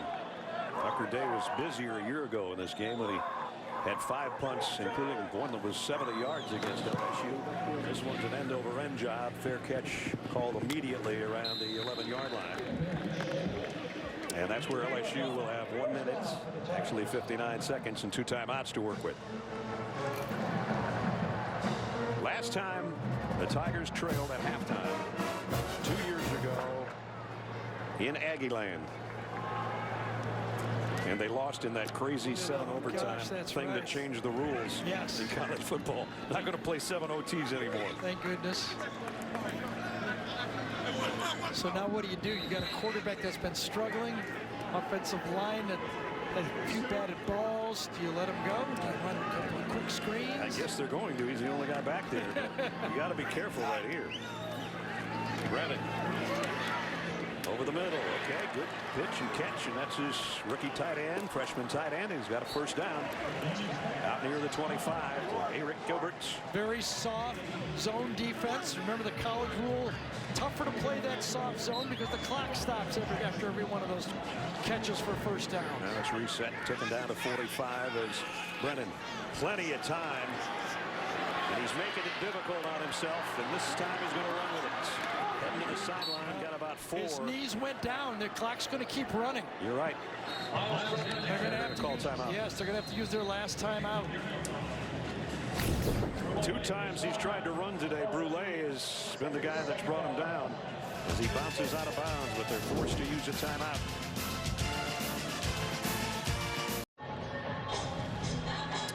.31 seconds remaining after that quick timeout. A 2nd down and 6 upcoming. This is where you can gain a lot of confidence as a quarterback, though. You put a drive together after a bad half and go in at halftime with field goal points on the boards. As bad as it's been, you go in there and go, okay, we're okay. We're okay. And we'll get the ball to start the 3rd quarter. if they don't make any mistakes here in the final half minute.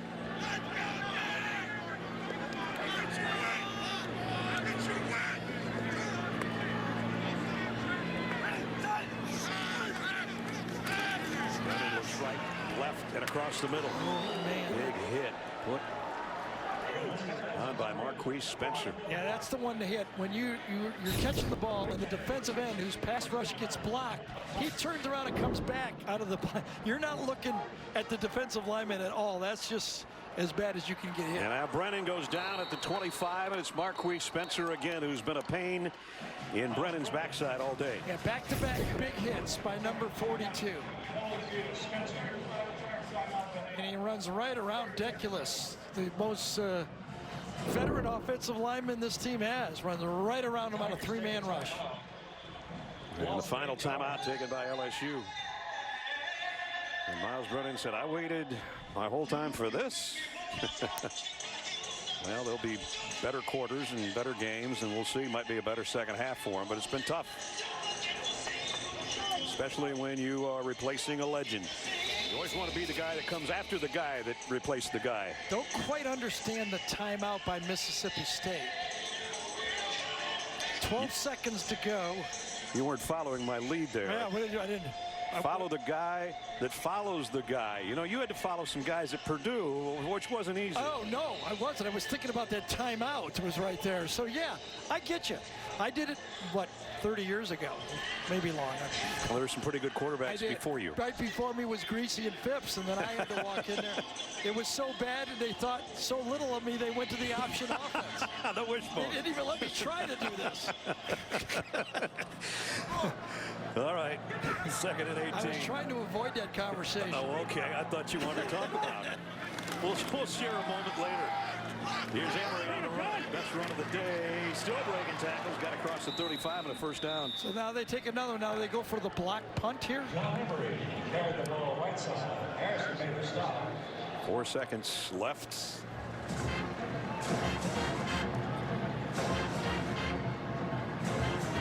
No, it's 3rd down. I inadvertently said it was a first down. Gotcha. He got back the line of scrimmage marker. It's our first game too. That's right. Been a long 6 months.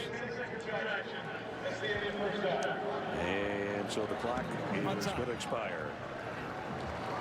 Mississippi State on the road with a lead over the number 6 team in the country.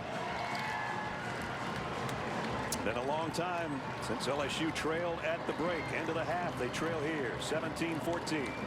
For Jamie's halftime interview with Coach Orgeron, go to Twitter at CBSSEC.com. Let's go to Adam Zucker in our New York studios. All right, Ness, that should be a good interview. It's been a day full of surprises, and coming up on the Geico Halftime Report, BJ, Rick, and I will show you how the number 3 Sooners were stunned in their Big 12 opener after this word from your local station. Halftime, Mississippi State on the road trying to pull an upset over the defending national champions. They lead by 3. And now a taste of tradition presented by Sonic. Here's Jamie. The Tigers of LSU have a national championship tradition that goes back more than 60 years, and each title is honored here in Tiger Stadium. In 1958, Hall of Famer Billy Cannon led LSU to their first national title. It took 45 years and the arrival of head coach Nick Saban to capture title number 2. 4 years later, the Mad Hatter, Coach Les Miles, led the Bayou Bengals to title number 3. And earlier today, LSU raised its 4th national championship banner, celebrating the 2019 dream season. That indeed was a dream season, a perfect 15-0 to the national championship. And we knew it was going to be tough on them trying to have an encore, Gary. And it's been a tough encore so far, that's for sure. There's a lot going right for Mississippi State. It's only 17-14, but what's going best for them, their veteran quarterback is used to playing college football. Miles Brennan has not found the pace. The man coverage has given up a couple of big plays, but overall, the parts of LSU you thought was going to make an impact, I thought they'd be able to run the ball better. I thought they'd be able to throw the ball short better than they have. And it does seem when Miles tries to move in the pocket, he seems a bit lost right now. Yeah, and he's got Marquise Spencer, who's been in his face, it seems like, all day. So yes, we'll see if they can get in some easy throws or something to that effect to get their offense going in the second half. waited his turn all this time to be the starter, and it has not been the first half that he was hoping for. LSU gets the ball, though, start the second half. So we take a look at some of those first half trends. You know, that's one of those lines that doesn't look good. When No, you have 5 punts is not good. Exactly. 5 out of 7 on third down passing. Third down. That's where Costello has showed his ability to play a lot of football and put it out on the field today. We're talking with Mike Leach. I said, Coach, you don't ever get in third down that often. He said, well, the idea is to have 2 good plays on first and second and not get to third down. Right. But they've been living off third down today. At least that guy has. I think Mike Leach goes, you know, I'm running the same plays I ran when I left here, and they're still working. Let's check in with Jamie Erdahl. Bear with me. This will be my first translation of Mike Leach off camera. So when I asked him how his offense was clicking, seeing it live for the first time, he said, it's been solid, but sometimes we're playing with 8 instead of 11. I thought he meant Kylan Hill had a running back coming in for him, but my translation was he felt like 8 guys were on it in terms of communication in any given play. He said those snaps that were misfiring in the first half was just a communication issue. Pretty pleased with the defense in general. So his work in progress, he thinks 8 out of his 11 guys are progressing better than the other 3. Question for Jamie: is it easier to translate Coach O or Coach Leach? Let's say that they both speak slower off camera. There's a good play on the first play of the quarter. Pass complete to Jontre Kirkland. And that's what the coaching staff does at halftime. They go, okay, we got a quarterback that needs some good things to happen. Can we find him some easy throws? That's probably what they spent the whole halftime doing.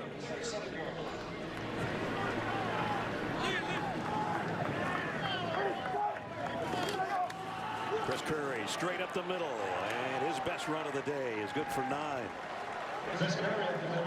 Harold Thompson made the tackle. And they're going in a hurry after the run by Curry.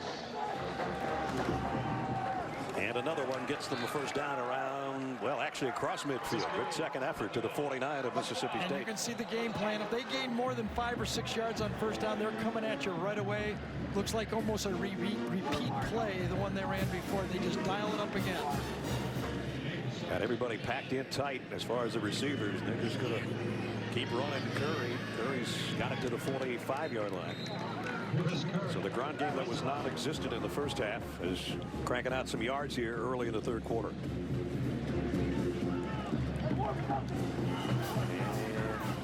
You got an injured player. Looks like Martin Emerson.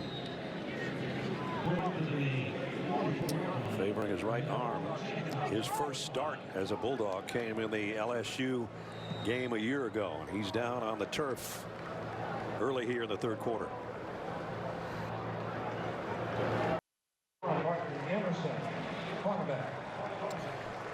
MJ Martin Jr. Emerson heading to the sideline with the helmet off, so he might be heading to the locker room as well, shaking up on that last play, trying to bring down Chris Curry. Yeah, his right shoulder right into the knee of Curry right there. And as he walked off, he was holding that, and then when his own guy falls on him to kind of end it too. So Emmanuel Forbes, a true freshman, is going to come in to his spot. As LSU's got a second down and 7. Chris Curry's done most of the work on this drive. There's a quick throw, complete. Brennan gets it out. Jeray Jenkins just a little bit short of the first down. Sean Preston, nice job.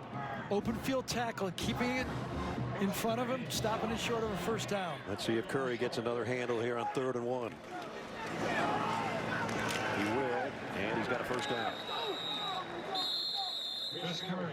And just part of this is, I know it's just right after halftime, but they need plays. They need to keep that high-flying offense of Mississippi State off the field. Right, time of possession was totally lopsided in the first half.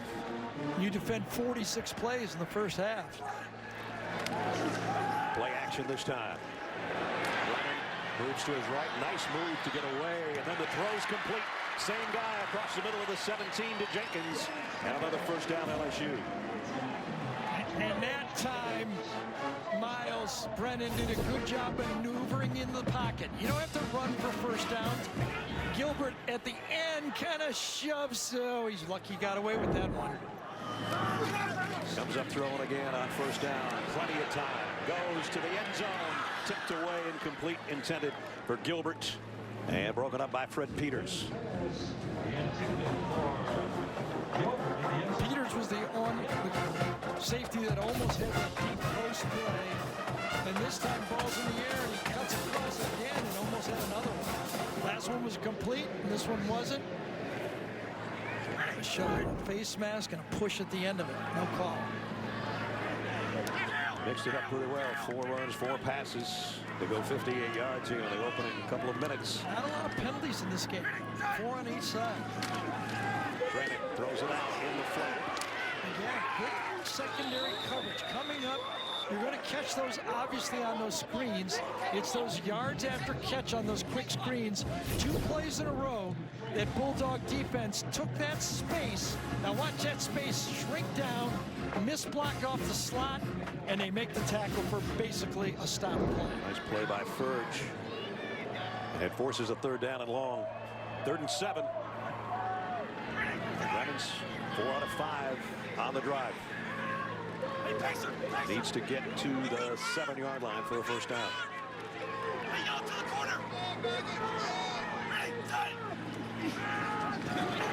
Brennan throws, completes, and might have had the 1st down if he just would have dropped. He still might get it. I don't think so, though. To Jeray Jenkins, who's been a big part of this drive. I think they're about 2 feet shy, Gary. They are, and they're going to go fast for it. Corner blitz, defended well, had the right coverage on protection-wise. They'll go for it on 4th down. And they get it, and they almost got a touchdown from Davis Price. Keep the legs going. Just keep churning. Keep churning. Ty Davis Price got it down inside the 2. Now whistle stops play. Mississippi State take a timeout. Or an injured player. There's not very many players, fans, excuse me, on the field, but they still recognize the injured player in hurry-up offense, don't they? Aaron Brule. Yep. It's the guy they're helping off. And you see Ed's got that look in his eye. Right, that's the first time he's took the mask off. He looked at the linesman and said, "Are you kidding me?" He said, "I want you to make sure you understand me when I say this." I know I'm hard to understand for some folks, right. But right now, we don't trust that he's hurt. Let's keep an eye on that guy. Back to the action. 1st down and goal right around the 2-yard line.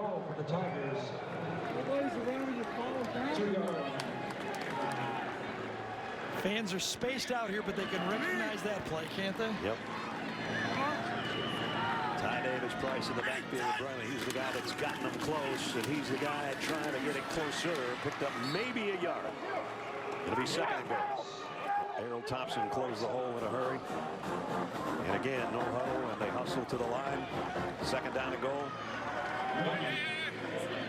We'll call it no gain. It's still almost 2 yards. Whoa, man. Davis Price dropped at the line of scrimmage again. Well, the stop on the hurry-up has helped them. This defense lined up. They're lined up right. Good blocking, but the scrape off the edge makes the play. Kraft, right? Sean Preston and Kraft. Yes. There to meet him. Brennan, look out. Down he goes. Great defense by Thompson, the middle linebacker. Well, I don't know if Brule was faking or not, but it worked. Sure did. Because they're going to take a potential hurry-up touchdown and turn it into a field goal with a goal line stand. 3 great defensive plays, finished off by a sack. And that'll force a field goal attempt of 26 yards by Cade York. York was sensational last year as a freshman in the undefeated season. This should be an easy one for him to tie the game. And he does at the 9:33 mark of the 3rd quarter. Good looking LSU drive. Ed Orgeron will say, "I'll take the 3." But boy, they were so close to what looked like a touchdown march.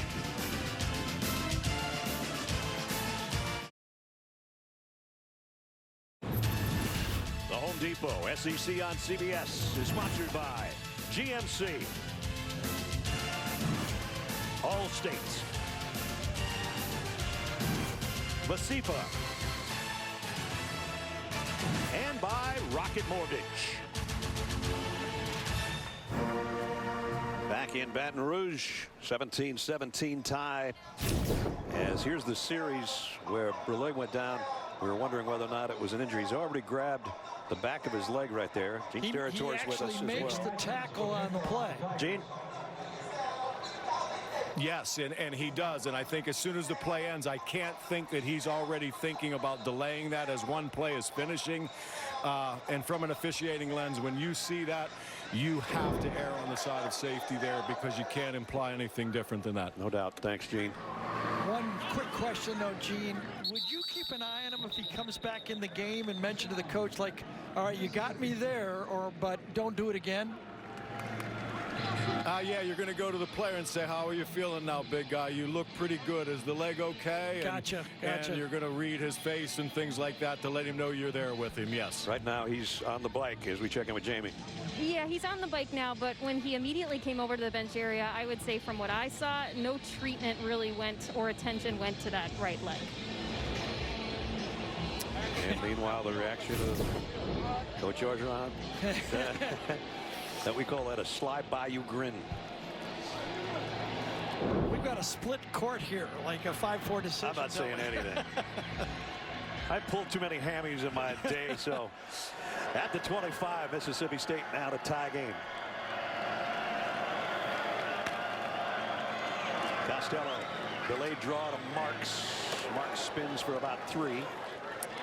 Hasn't been a lot of ground game by either team today. Joseph Evans in on the stop. One of the things Mike Leach talked about was Quavian Marks, how played in practice with great intensity. He really likes him, so give him another shot with the football here.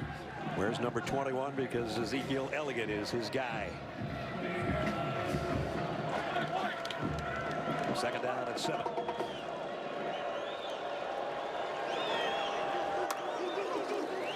Costello comes up firing again, going to go deep again, and he's perfect again. Man. What a shot to Peyton. Jeez, you got to admire that. Javante Payton. This is how college football has changed. Remember, LSU lived with the transferred quarterback all the way to a national championship a year ago. Now they're getting burned with the transfer quarterback right now. 43-yard pickup again, and that's been quite a combination. Oh my God, you just can't throw it any better. Nope. Rickson halfway, beat on the play, but when you throw a perfect ball, and you got to be right on him, and he wasn't. This is a great answer so far just to get it back in LSU territory for Mississippi State after the scoring drive to open the quarter by the Tigers. Costello looking for more. Here comes some pressure from behind, and he has to throw it to the sideline as he's getting hammered by Jay Ward. Yeah, so if you're going to play man coverage and you're going to drop and get beat, you might as well just bring them if you're going to play man coverage. As everyone knows, the guy who has the ball can't block anybody, so you're always outnumbered by 1. Right. Now they're wondering if it's intentional grounding on the play. They already called him once today for that, when he threw it in the general vicinity of his right guard. They waved it off this time. Yep. Kylan Hill now limping off to the locker room. It's not a good sign, so we're going to see a lot more of Jaquarius Marks, as we have been in this quarter anyway, and he's still in there with Costello in the Bulldog backfield. Second down and 10. KJ pumps and now goes deep, far sideline. That one not quite. And again, Peyton, the intended receiver. Jamie? Yeah, Kylan Hill actually had a tough time warming up to start the second half. He looks pretty aggravated by his right quad. He was on the bike for a while before Brule got on. Need more than one bike. Need a bicycle built for 2 over there. Third down and 10. See if LSU can get a stop after giving up that 43-yard pass. And this has been the dangers down for them. Yep, 3rd and long. It's been the gravy for Mississippi State so far. 3rd and long. Costello over the middle, and again a perfect throw, and it's Peyton again, and he's all the way to the 6-yard line.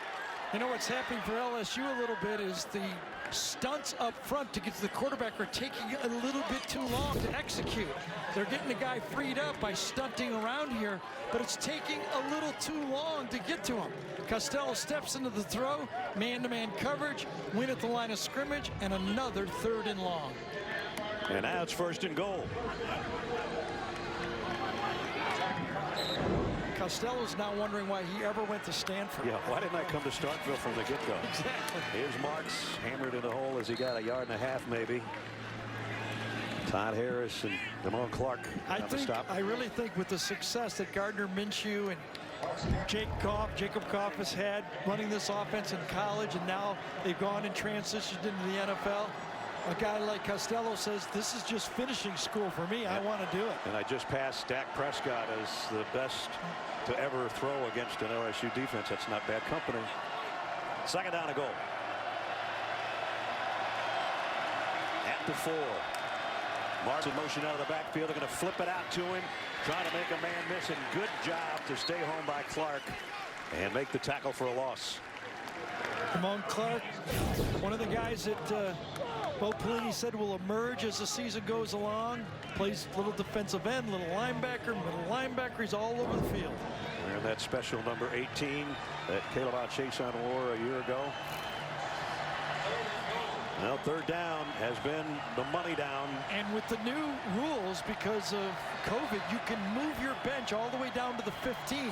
Mike Leach is standing on the 15-yard line and gets to bring guys and subs into that near hash from the 15. Big advantage. Costello wanted to loft it to the corner. Now he's going to pull it down. He's got a man open, and he missed him. I think he could have thrown short, and it might have been a touchdown. He went to the end zone incomplete. Boy, his pump fakes, though, have really got him open. He's really maneuvering that pocket really well. He's getting the throw out of things that, that was probably his 3rd or 4th guy he was going to. Well defended, nobody to go to, but you're right. Right in front of him. He had someone, but had someone also jumping right in his face. That's true. Easy for me to say that Austin Williams was open. Brandon Ruiz hit one earlier from 35. And this will be a 24-yard field goal attempt. Low snap, got the hold down, kicks perfect. And so each team in this 3rd quarter has had 1 possession. Each team has made it pay off after a long drive, having to settle for a field goal. LSU, though, they had it down there. Mississippi State did 1st and goal. They hold them to 3, and it's pretty good.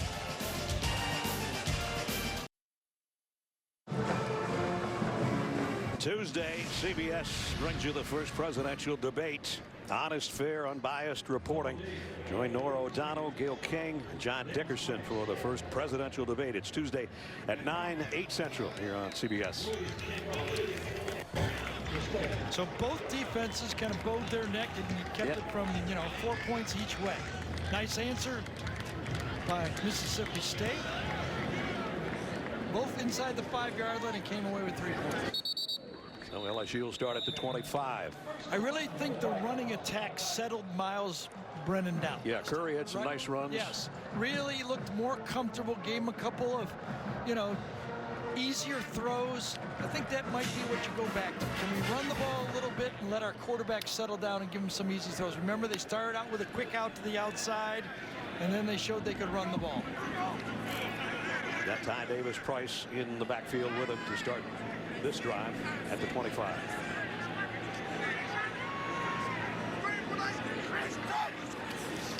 That's who he gets it to, straight up the middle. And the bigger back of the 3 picks up about 7. Bring up 2nd down and 3. National news and notes. Notre Dame Wake Forest was canceled, 1 of 5 this week. Pac-12 is back. The MAC's going to be back. We go back to that. And some teams are playing 8, some teams are playing 6 or 7. Mountain West returning, 8-game schedule. I think that's going to make the difference at the end of the year. It's going to be all eyeball test this year. Well, here in the SEC, it's a 10-game conference-only schedule. This is the first one here in the West between the defending national champion Tigers and the Bulldogs of Mississippi State. First down. Tigers just over the 35. Brennan Pumps right, goes across the middle. That's a dangerous throw to Jamar Chase. Beg your pardon, Keyshawn Boutte. Chase would have caught that one for Yeah, sure. maybe. Double clutch, very dangerous double clutch throwing over the middle. Got away with it. You're right. Dangerous throw.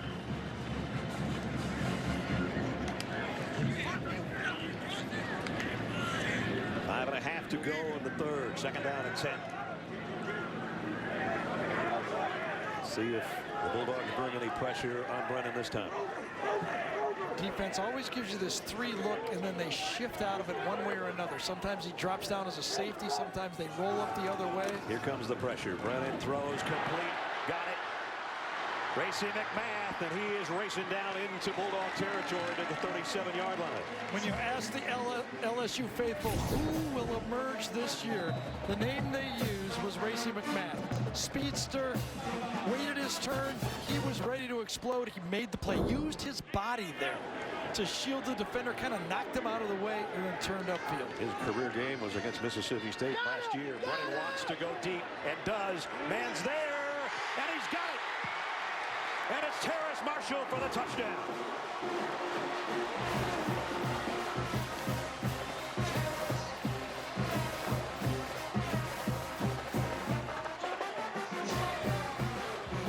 Yard scoring toss. One of the things that always happens is after the snap, the defense has to show their cards. If you look, the safety came up, they showed their cards, and that's where you throw the ball. You can hold those cards tight, but after the snap, you got to show what you got. He got that one a little more to the middle of the field, and it paid off. Cade York for the extra point. Not that good. So, LSU's had 2 possessions in the third quarter here in the opening 10 minutes. And they've made both of them pay off for 10 points. First a field goal last time. This time Miles Brennan hangs in, throws a strike to Terrace Marshall. Touchdown Tigers, and they regain the lead.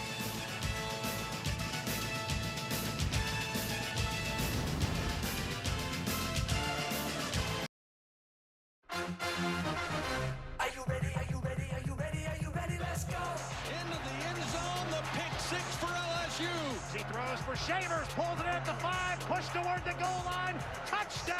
Eric Gilbert, touchdown, Tigers! On the run is Mitchell. Mitchell down the sideline, touchdown, Bulldogs.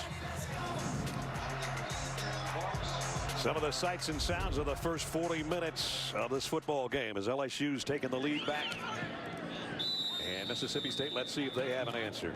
Each team has scored here in the quarter. In LSU's case, a touchdown and a field goal. Mississippi State got a field goal. Don't forget, coming up later, the play of the game presented by Jersey Mike Subs. Miles Brennan getting a little hydration on the sideline. His numbers improving. He's got 2 touchdown passes now, and has thrown for 229 yards. Yes. He's kind of the running game, and he's gotten it going a little bit. I kind of feel like this is the first pressure drive for Mississippi State the whole game. He feels his defense is now giving him some yards. He needs to answer that. Like a 3-and-out here would give the ball too quickly back to LSU. Kylan Hill, by the way, the all-conference tailback, is back on the field for the Bulldogs in the backfield with KJ Costello. On first down. He's going to throw it to him, and he's wide open on the sideline if he can find his footing. Now a big play, and he's still on his feet. Kylan Hill down the sideline. He is gone. Touchdown. 75 yards for the score.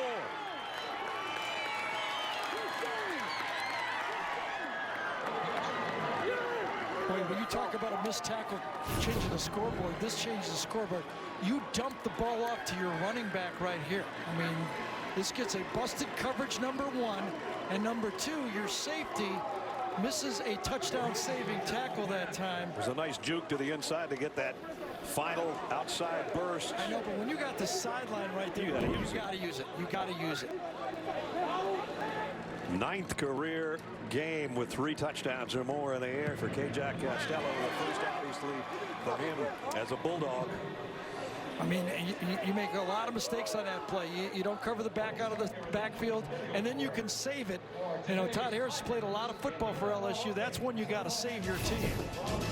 Well, one play, 15-second touchdown drive. Just like that, Bulldogs back in front as we seesaw back and forth in Baton Rouge.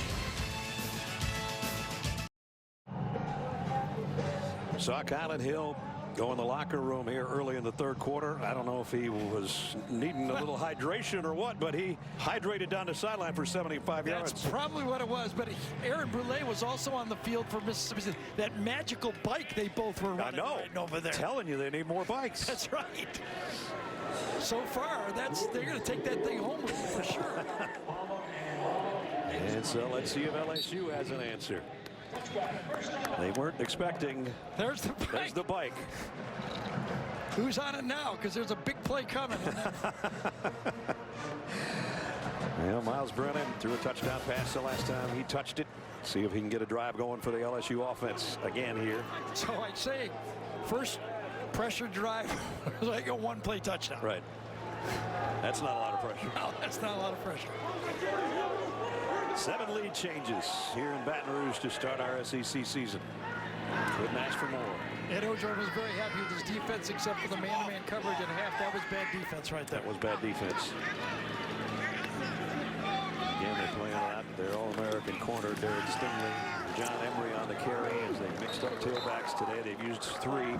It's hard to replace Clyde Edwards-Helaire, you know. And I mean, you think about they lost their leading passer, obviously the Heisman winner, Joe Burrow. They lost their leading rusher, Clyde Edwards-Helaire. They lost 3 of their top receivers, Justin Jefferson, Edwards-Helaire, and Thaddeus Moss. And so they're playing a little bit short-handed because this guy was special, Gary. Unique as well, too. He comes out of the backfield. He's a route runner. He's a nightmare as a mismatch.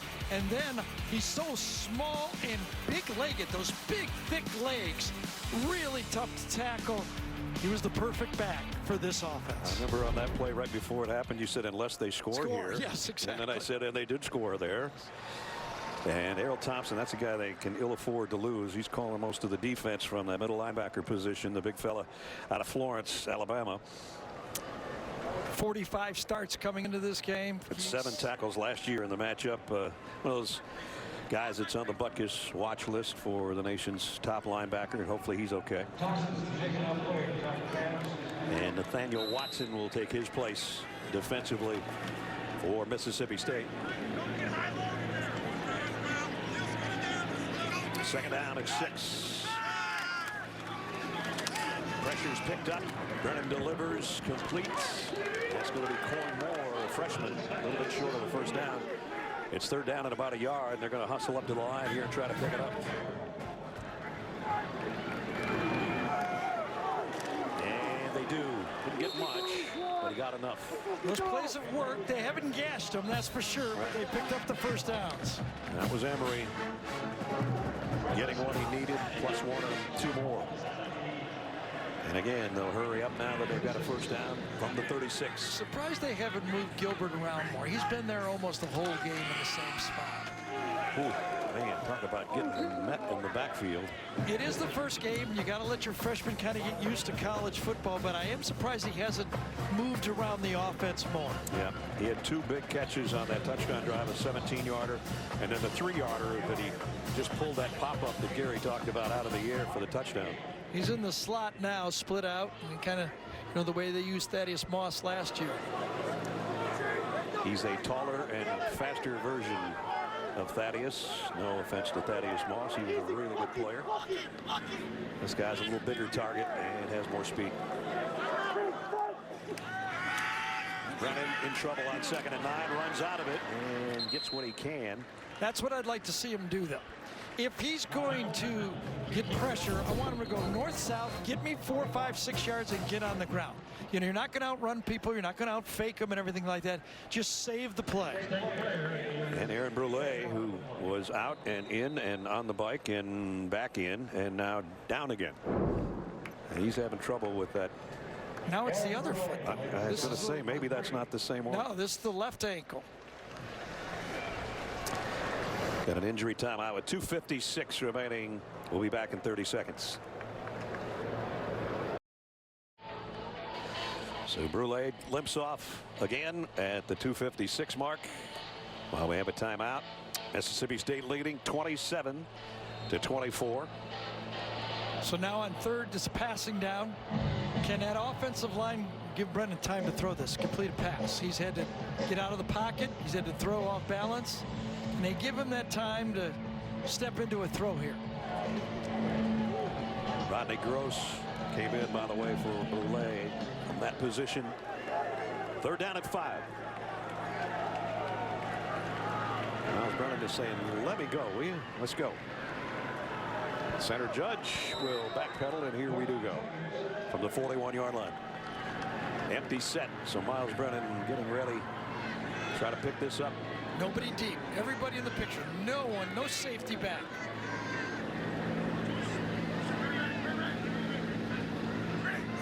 Man across the board. Here comes extra pressure. Quick slants complete. It's good enough for a first down.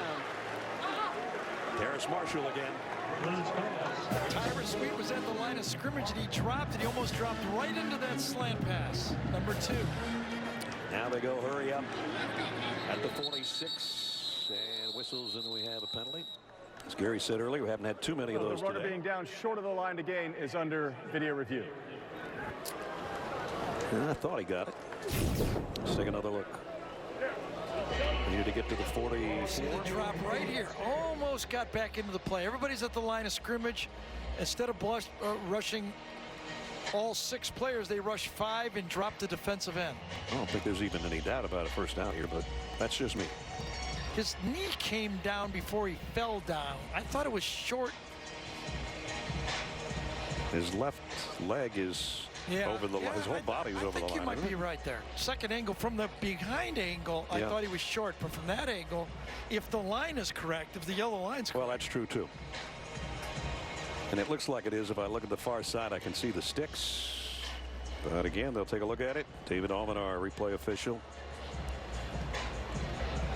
Everybody needed a breather anyway. Again, this year, these kind of situations are limited to 2 minutes. And that's our first review of the game. It is. Gene, 2 minutes. You're on the clock. I think the other thing we look at, you've made note to it of where the box or the line to gain post was on a hard line, or not a hard line, but a hard defined yard line. If you're a good crew and the first down is not very significantly important, right in the middle of the field, you start the first down on a yard line. That gives you at least some line of After video review, the runner was down just beyond the 46-yard line, which is a first down. Please reset the game clock to 2 minutes 45 seconds. Interesting note there from Gene. So when the ball is moved around in the middle of the field, instead of putting it between the yard lines, they put it on a yard line, so in case it's a measurement, you know where it is. Very good. Very inside information there. Gene, you've been saving those for us. Yeah, yes. Talk about playing your cards, laying your cards out. He's sneaking his cards out of his sleeve. Davis Price now back in the backfield. Just across the 46-yard line for the first down. Same look, 2 high safeties, 3 guys deep all the time, and they're rotating around. Pre-snap, you don't know what the Bulldogs will do on defense. You got to wait for the ball to be snapped. Davis Price, nice cut back in the hole, keeps his footing. He's got a nice gain, almost 8 yards before Sean Preston tripped him up. Yeah, from the safety position, I think he just got his hand on the shoe right at the end, and this might have been a really big play. Watch him come up and just trip him with his left hand. I gave him a yard too many. He got 7, second down and 3. Emery now comes in, trying to batter his way. He's going to be a yard short of the first down. So they told us they were going to use all 3 backs today. There was no secret to that, starting with Chris Curry, working their way through Ty Davis-Price and then John Emery. They have 3 guys trying to replace what Clyde Edwards-Helaire did a year ago. Here comes a blitz on a 3rd and 1, and he got it, and he almost popped out the back end. First down. And that was an all-out gamble by this Mississippi State defense. Zach Arnett brought them all that time. It was almost a goal line defense. If I'm calling plays for LSU, next time I get a 3rd and short, I might fake that and try to put a long one on them. Because you could still go for it on 4th down. First down at the 41 here in the final minute of the quarter. There's the play action. They might want it right here. Brennan. Oh, he throws it right to the defensive back. It's Furge, the linebacker, actually. And now he dropped it at the end. Wait a minute. Did LSU get it back, or was he down? Was he down? They're marking him down. Boy, that you talk about either miscommunication or the ball slipped out of my hand, but there's not much in between those two things. First down, Mississippi State. Isaiah Spurge is the guy that comes up with the interception, and then here's the end of the play. Yeah, he's down. He's down. The ground caused it, but he was so alone. It was as if he was 10 yards in the open when he caught the ball. He's standing right out here. Wow. Receiver is open.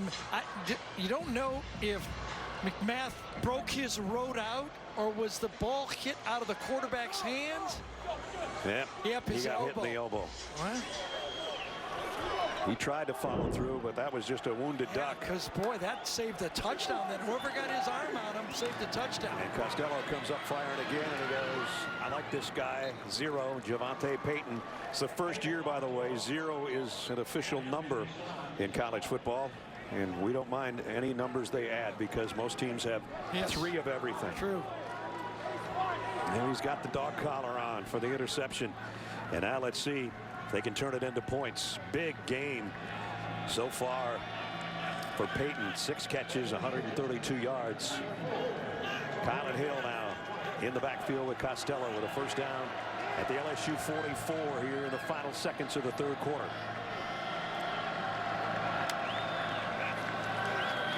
Four-man rush. Costello quick throw, incomplete, broken up by the freshman Eli Ricks.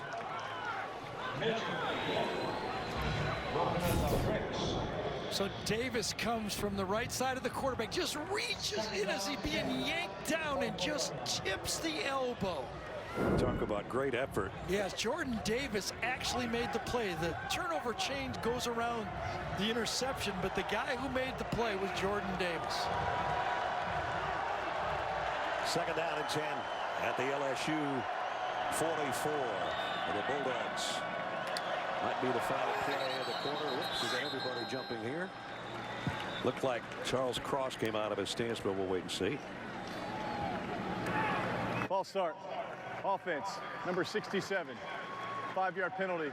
Remains second down. Well, there's 102,000 people in here. We might have had 10 of those today, but it's not that noisy. And that's one of the big advantages that LSU usually has. Hey, for that matter, all of the home teams in the SEC should have the advantage when they pass rush. The tackles don't hear the snap count. It's got to be silent count.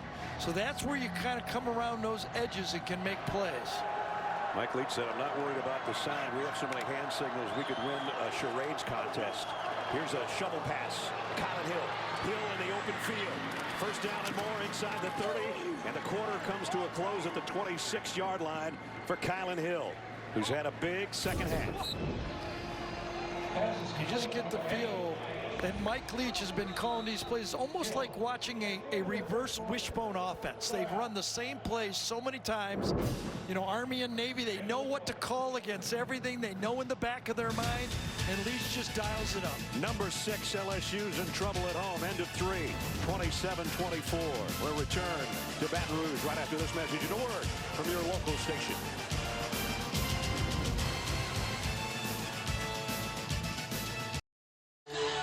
We start the fourth and final quarter with Mississippi State in front and with the football and a first down at the LSU 26-yard line.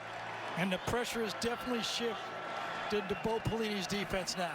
They got to hold this offense to a field goal.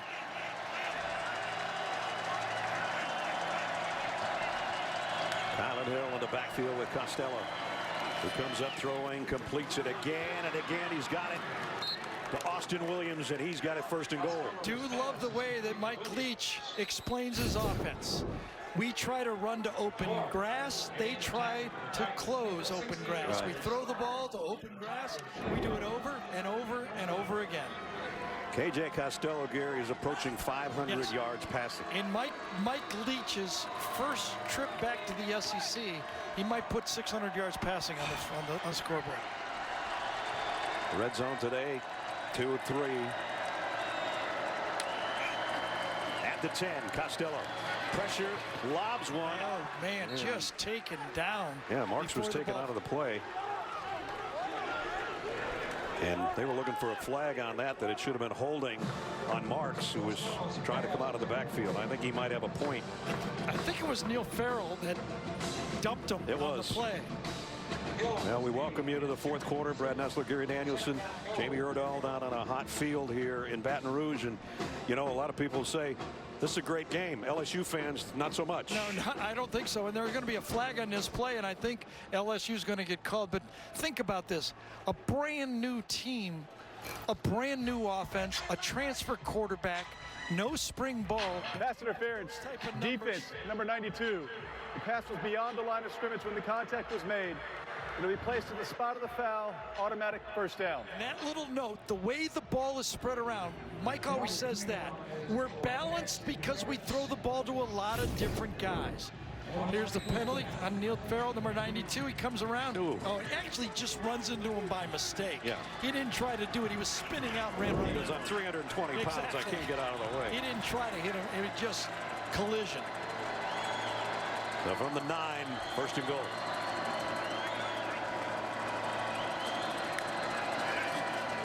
Costello looked left, lobs it to the corner, a touchdown, 500 yards passing, and Austin Williams for the score. I mean, it's so nice to be able to do the ball. You know what you want to do. It's basic passing. There's nothing fancy about this. Inside guy just runs to the back of the end zone. The outside guy runs a slant. Everybody's got this play. Right there, he's just going to go out this way and cross. Perfect throw. Man-to-man coverage again, and he gets beat. Like Coach O told Jamie at halftime, not happy with our man-to-man coverage. 502 yards passing and 4 touchdowns. KJ Costello. Just hope he doesn't opt out after this. Extra point. I've done enough. I've done all I can in week 1. It's a different world, Ness. It's a different world. Absolutely. Can't do it any better than that one. He's had some pretty ones all day long. And the lead for Mississippi State goes to 10.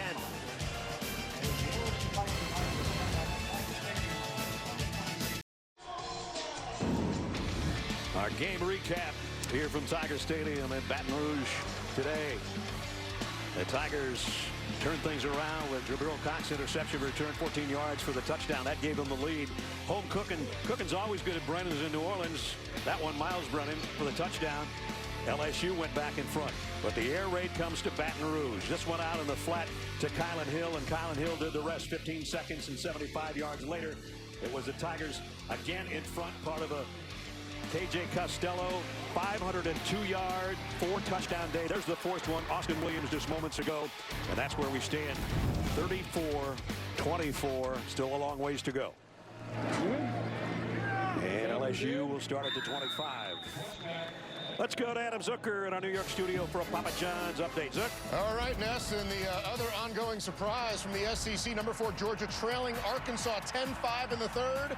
Back up. Stetson Bennett to George Pickens, and the Dogs are finally on top of the Hogs in Sam Pittman's debut, 13-10, late third quarter. Oddly enough, Stetson Bennett's got the most experience as an SEC quarterback of that trio that they have. JT Daniels didn't play today, still not clear. DeJuan Mathis having a struggling day. Stetson Bennett trying to get Georgia back in Fayetteville. Now Miles Brennan trying to get LSU back in front. And here's Chris Curry. And Curry spins his way for a first down run. Again, as you said, still plenty of time. Don't have to abandon the run. It's been good for Miles Brennan. Think about Miles Brennan here. He's had 3 drives. A field goal, a touchdown, and then he gets his arm hit, which would have been another touchdown. First down at the 37.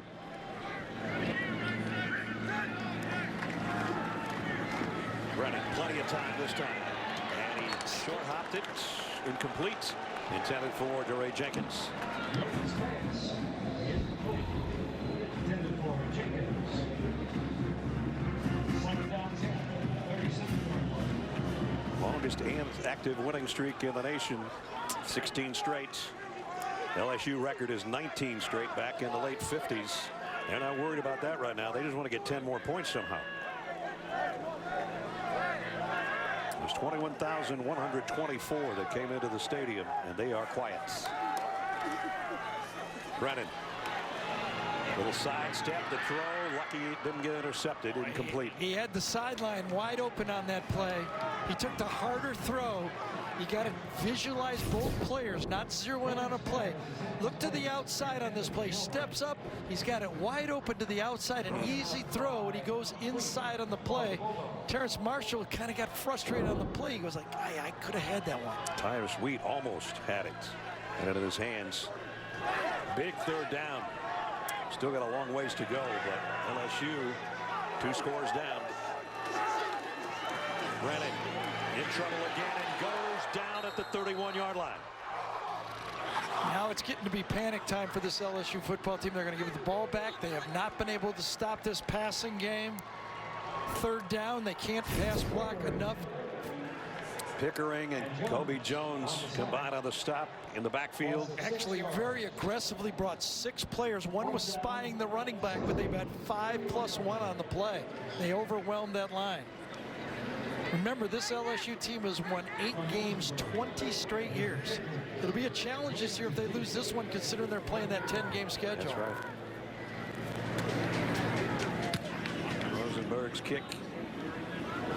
Austin Williams is going to let this one was go. perfect. It was perfect. It's still kick. going. Down to around the 11-yard line. So they'll take that. But the way Mississippi State's passing game has been going. Yeah, Ed Orgeron said his defense had been playing great. He thinks it's better than last year's. He needs them right now to make a stop.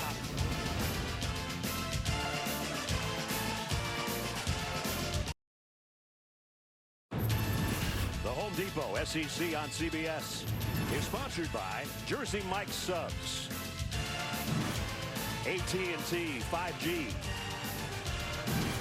Jeep, and by the Home Depot. 12:39 remaining in the game. Coming up after our game, Adam Rook and DJ will have scores and highlights. College football postgame show presented by Rocket Mortgage. Seriously, pressure on Bo Pelini now. What does he do? Blitzing hasn't really worked. Man-to-man hasn't really worked. I mean, DBU is kind of turned into DB very new this year. That's right. From the 11-yard line, KJ Costello with a 500-yard passing day, moving Colin Hill over to his left with a 10-point lead. Looks like LSU's going to bring the heat. Costello calmly throws it out to the 16-yard line as we check in with Jamie. Guys, during that last series, Mississippi State had a couple key players return on defense. Let's just say they were re-energized. I cannot say the same about this LSU bench. Honestly, for the team that we saw last year, at this point, they look like they've seen a ghost on this sideline. It's just low energy. I know they wanted to rely on the fans, which they don't have this year, but it's quite a stark contrast compared to last season. And that picture tells the story exactly how Jamie's telling it. Everybody just standing around. It's the ghost of losing 14 guys that could have been back. I mean, this is a tough reload. Costello going to go deep, near sideline. This one's intercepted. Picked off. That's what they needed. Eli Ricks, the freshman.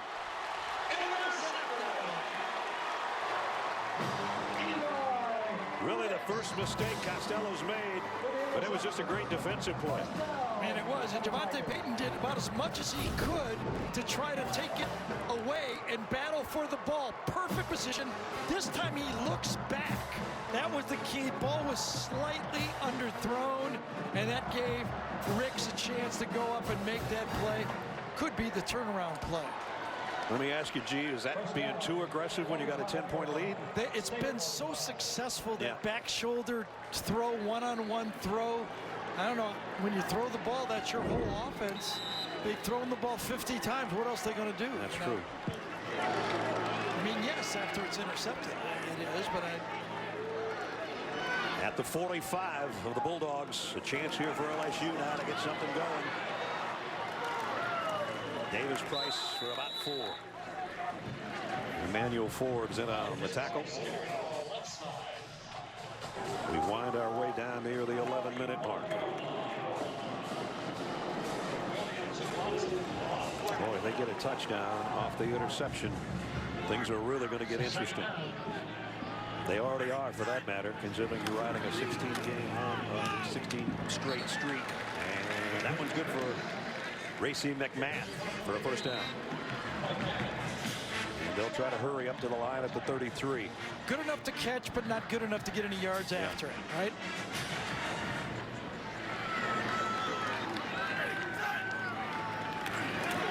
Brennan loads, goes to the end zone. One-handed catch by Marshall for the touchdown.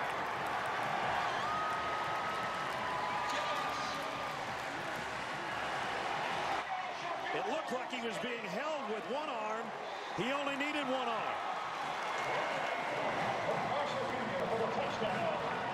There's a lot happening in this game, isn't there? Yeah.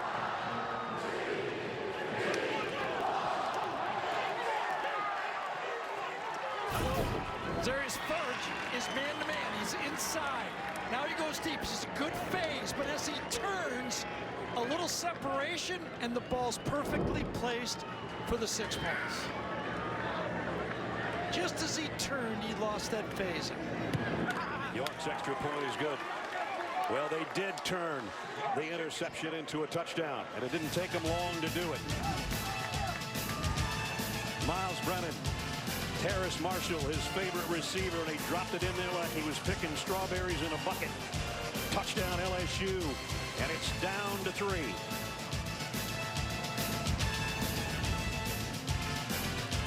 Oh, I like how you did that. Stetson Bennett, the 4th. Very nice, Sook. This has been some kind of game. Miles Brennan, who struggled early, has now come on to throw 3 touchdown passes. KJ Costello's thrown 4. And it's 34-31, and the lead just keeps changing hands with 11 minutes to go.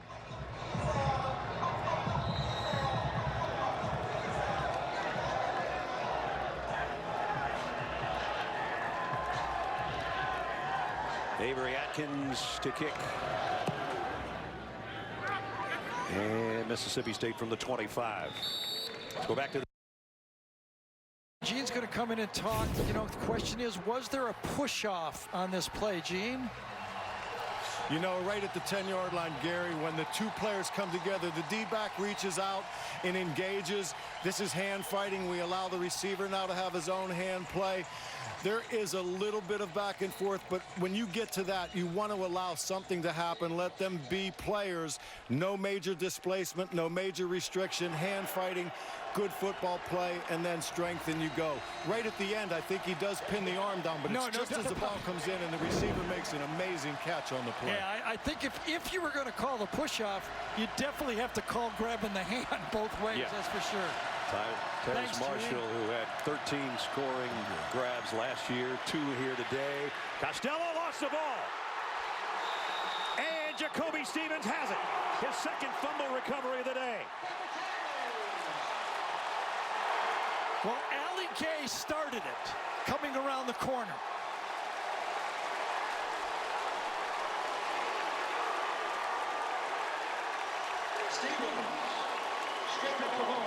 Same move that Costello has used before when he takes the ball away. Watch, coming around the corner. First it's Gay. Then he has to move up in the pocket. And then when he does it again, it's knocked loose on the 2nd play. Jacoby Stevens wearing that famous number 7. He said, I grew up watching Patrick Peterson make all kinds of plays. He's made 2 huge ones here today. And 7 and 11 worked well. Yeah. Casino was open today down by the river, you know. 7-11. Well, they did it the other way. They did 11-7, and it worked just as well, didn't it? Good enough. 2 interceptions, 2 fumble recoveries. Back-to-back play turnovers. Greg Island is the man that's down. Jacoby Stevens, what a delight to talk to him. He talks so much. You guys, you and Jamie said, I think you should be a game analyst when you're done playing football. Absolutely. And he seemed to these guys know this Zoom stuff well. Oh yeah, they're better at it than we are. That's for sure. Here's another look at the last play. Ali Gay comes around the outside. Costello moves up. And then when he goes again, Jacoby Stevens strips it and gets it. Forced fumble recovery. Tell you what, those last two plays, Gary, huge. Well, actually 3 in a row. The interception. Right. Before that, you know, they got the interception, turnover, and then they come with back-to-back plays. Touchdown, turnover. First it was Eli Ricks with the interception, then 2 plays later, Terrace Marshall the touchdown, and then that one by Jacoby Stevens, and LSU's in business at the Bulldog 23. That'll take a 10-point lead away real fast, won't it? Man, I guess.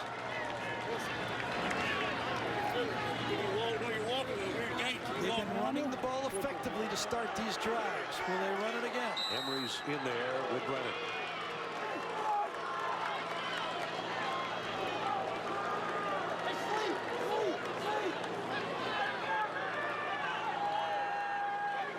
Switches sides to Brennan's right. Gets the handoff going left. And cartwheels his way for about 3 yards to the 20.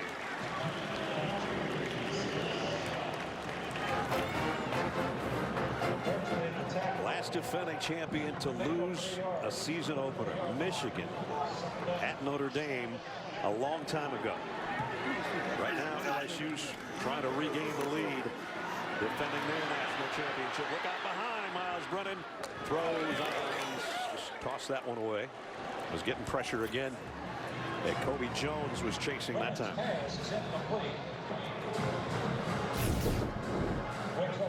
Can feel it from behind. Brad was yelling it. I don't know if he heard you, but you could see it coming the whole way. He's known all day. He's got one look, step up and throw the ball. Because that Bulldog pass rush has been effective. Big third down here. They need to get to the 13-yard line. Remember, in his head, he knows that a field goal ties this game.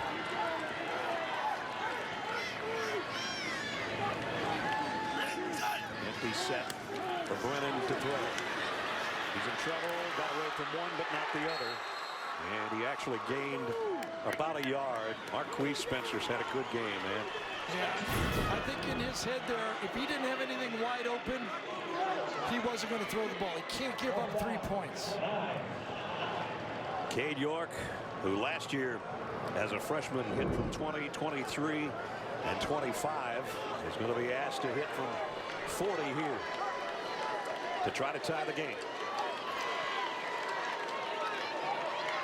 He had ice in his veins last year as a freshman. Let's see if he can connect in a big-time way here at the 9:42 mark, and he does. 40-yarder is good. It ties the game, but you got to give Mississippi State credit. After the turnover, a 3-and-out. 34, 9:37 left.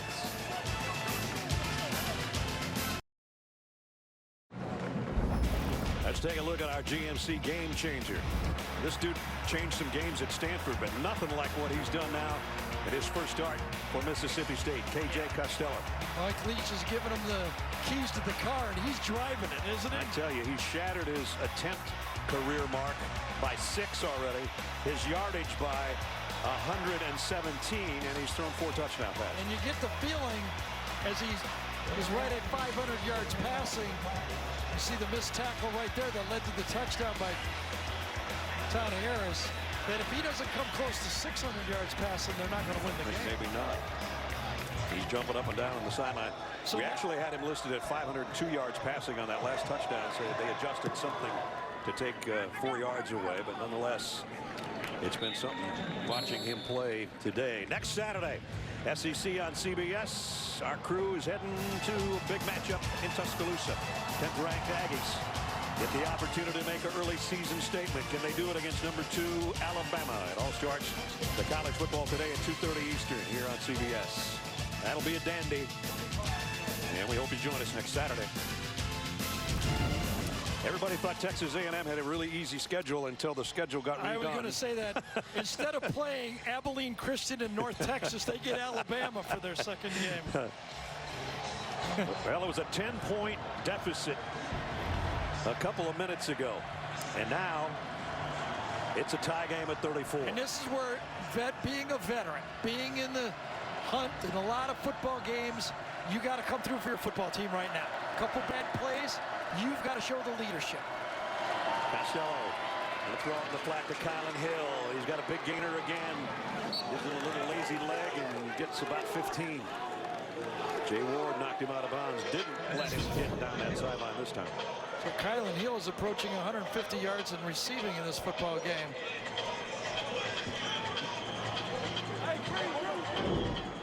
Got it out to the 43-yard line. 27 rushing yards, as Gary said, 150 through the air. Yeah. He's not getting beat up at all, is he? All-time Mississippi State single game record now. He passed Dak Prescott earlier, and now he just passed him again. LSU. First charge time. LSU is going to take a timeout here with 9:03 remaining. That's the good thing about the Leach air raid offense. You don't have anything else but to throw. I mean, it's not like you can go to anything else. Nope. They don't have play action passes. They don't have RPOs. They just drop back and throw. Everybody that plays against his offense just says they just keep running the same plays over and over and over. But the repetition makes them so good at it that ends up being very successful. So he looks at that little sheet again to see what he can come up with. National News and Notes. Nick Saban said this week he would support a permanent 10-game SEC schedule. I'm all for that. Air Force wearing some cool unis for the Tuskegee Airmen to honor them. And primetime, Deion Sanders named the head coach at Jackson State. I will say this. The state of Mississippi has some interesting head coaches. Mike Leach, Lane Kiffin, and primetime. Primetime and I were texting back and forth the other day to congratulate him on the new gig. He's pretty excited. First down at the 43. Costello. Pressure coming and he lost the ball. Was his arm going forward or is that a fumble? I think he fumbled it. They're saying fumble. Yes. Andre Anthony might have gotten a piece of his hand. I don't know. This almost looked like he dropped it. Here's another look.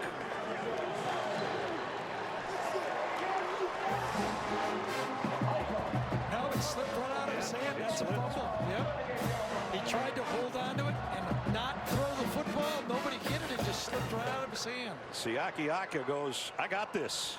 Big number 62's in the neighborhood. Was his arm going forward, though? That's what I thought it the first time I saw it, but I mean, this is where Gene saw it. Gene has a lot of experience with a play like this. Gene, give us your experience.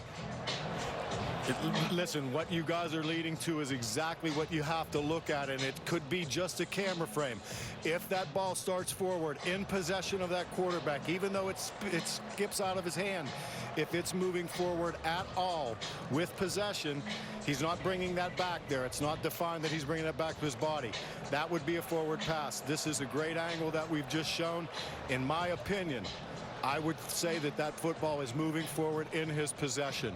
To look at it, it may be very brief, but it doesn't have to be much, just a forward motion. And this is where the replay really helps a football game. You know, sometimes you get a little frustrated when it's a 3rd and a half a yard or something like that, but on this play right here, this is the difference of getting it right and saving a game. And when you slow it down that much, you can almost see the look on KJ's face like, I'm going to try to catch this with my left hand myself because I don't know if this thing's coming out or if I'm throwing it. Here's the call. After video review, the ruling is an incomplete pass. It'll be 2nd and 10 at the 43-yard line. Please reset the game clock to 9:01. So that is huge. They maintain possession. And it's just a 2nd and 10 and not a disaster. Incomplete. 2nd down. Yep. 10. 43-yard line.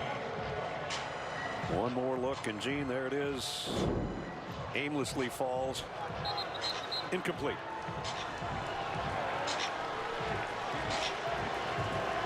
So that could have been a killer for Mississippi State's offense. As it is, still tied, 9 to go. They still have the ball. Can you imagine the crowd here in Death Valley, what they'd be doing right now? Can you imagine how loud it is? This is, you know, college football in these cathedrals in the South especially is a way of life to boo this type of a call and make it tough on the visiting team. Less than 22,000 here. I'm not sure there's that many here now. Costello on a crossing route has got it complete. And here's his main man again. Shavers, who had a big touchdown earlier, and he goes all the way down to the 21-yard line. Maurice Hampton had a shot at him as the crossing route comes away.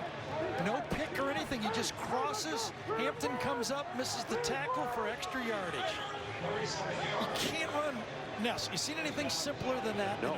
No, right? That's just pitch and catch and then run after the catch. Yeah, I mean, they didn't pick. They didn't really. They just crossed.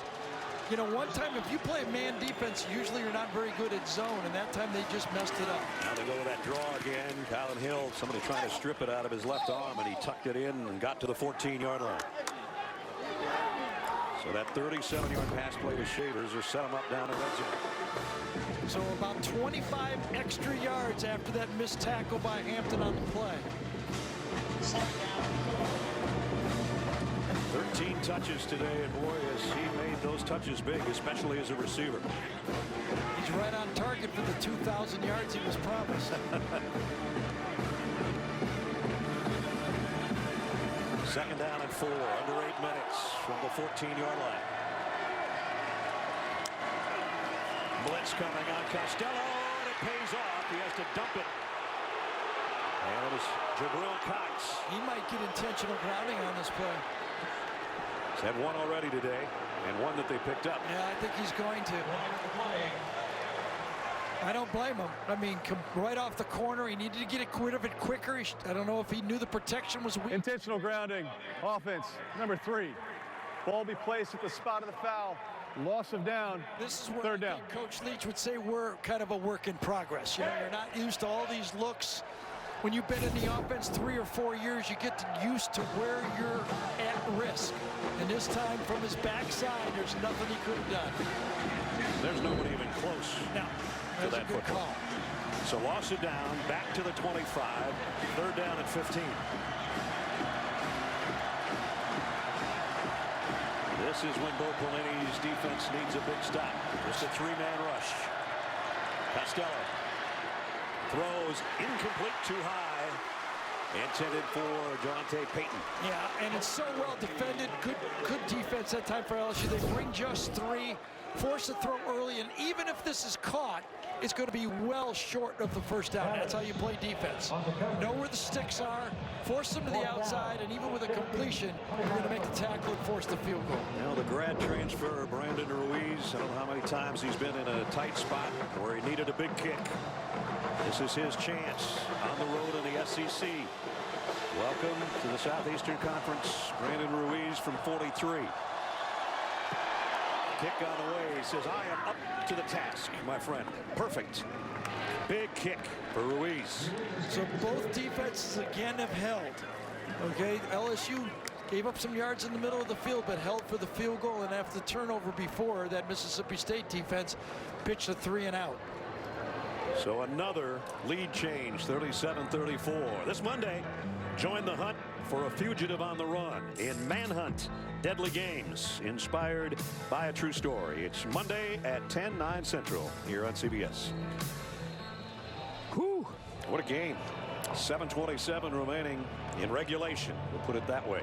That was a 50-yard drive and 7 plays. The majority of it was to Shavers on that 37-yard crossing route with the run and catch after. And that set up Ruiz for the field goal. There's the quarterbacks.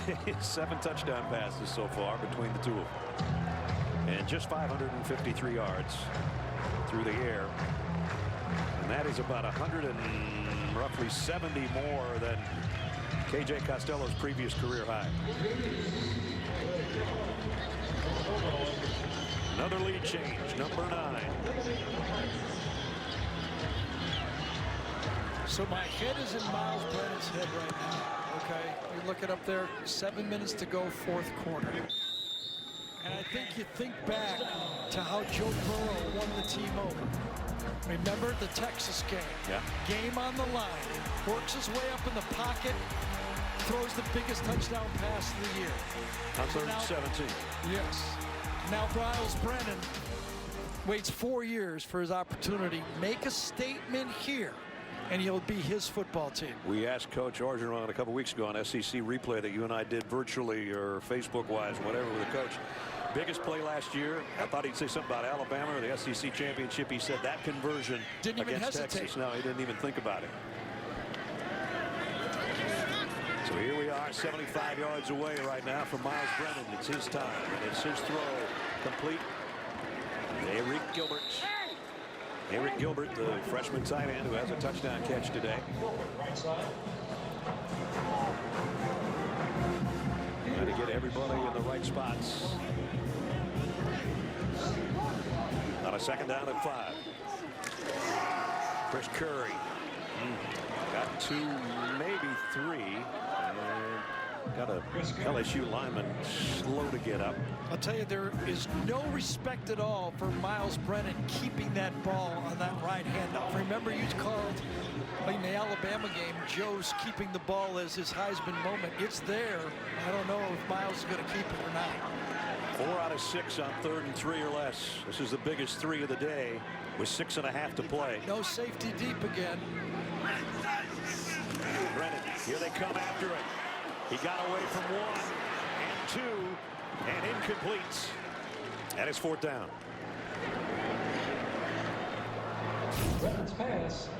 Harris Marshall, the intended receiver. Jordan Davis, number 6, was the first one. Made him get out of his first throw, reload, and he couldn't get the completion. Good defense. They were all up. They knew it. They turned their cards over before the snap that time. All 11 guys within 5 yards of the line of scrimmage. The play at the end of the play by Fred Peters, too, to not let the receiver get his hands on it. Austin Williams waiting on and he's going to call a fair catch and take it around the 28-yard line. 6:15 to go. What else is going on around the world, Adam Zucker? Well, more shockers, Ness. You already had number 3 Oklahoma fall to Kansas State. Now number 8 Texas is in trouble. Alan Bowman to TJ Vasher. Texas Tech from down 10 to up 8 and with the ball in Lubbock, BJ's hometown, guys. Ooh, man. Crazy things in a crazy season so far. And we're only the last weekend of September. Hide BJ's shoelaces, okay? Oh, man. Big 12's been hurting so far, man.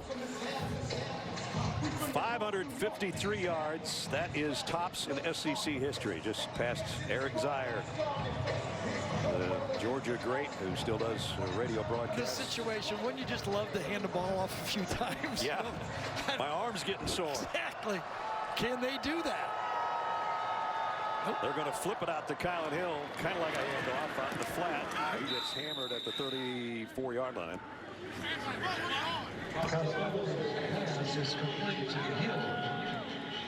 Jabril Cox knocked him unceremoniously out of bounds, and Kylan Hill said, "Why are you doing me that way, man?" I was trying to step out of bounds and you leveled me. Got 5 though, 2nd and 5. Time to start using this clock, use the whole play clock or not? I don't think they care. Costello pump fakes one way, deep middle, and more to throw and catch. Williams, first down. I got to give Williams a lot of credit. He was wrapped up on the play, and he stayed with it. Williams has been big on those short. He's kind of been the Wes Welker on this play right here. He's had those short passing games all game. Goes out, stalls, and then a perfect throw right in the body. When that tight coverage like that, you can do it. That's the execution that Leach loves in the offense. Do it over and over again. I don't care if we're covered, we can still complete it. Under 5.5 to go. Playing with a 3-point lead.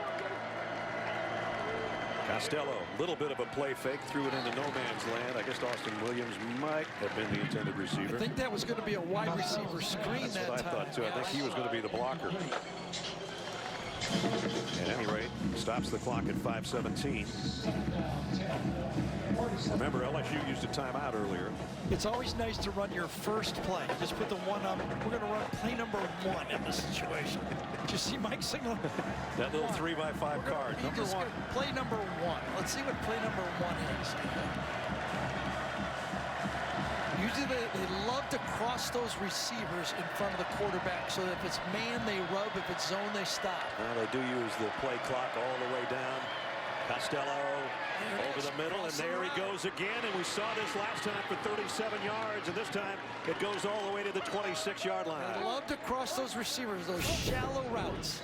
It's almost like beating the going deep with bump and run coverage. They just go wide on bump and run coverage. Wide to the middle of the field to the other side. Just run away from the coverage.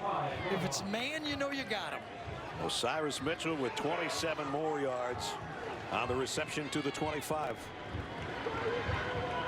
And now KJ Costello is one completion away from 600 yards passing. He said for them to win, he's going to have to get close to 600. That's as close as you can get.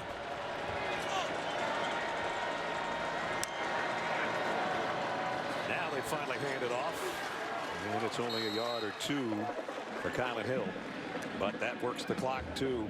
They'll be down under 4 to go on the next snap.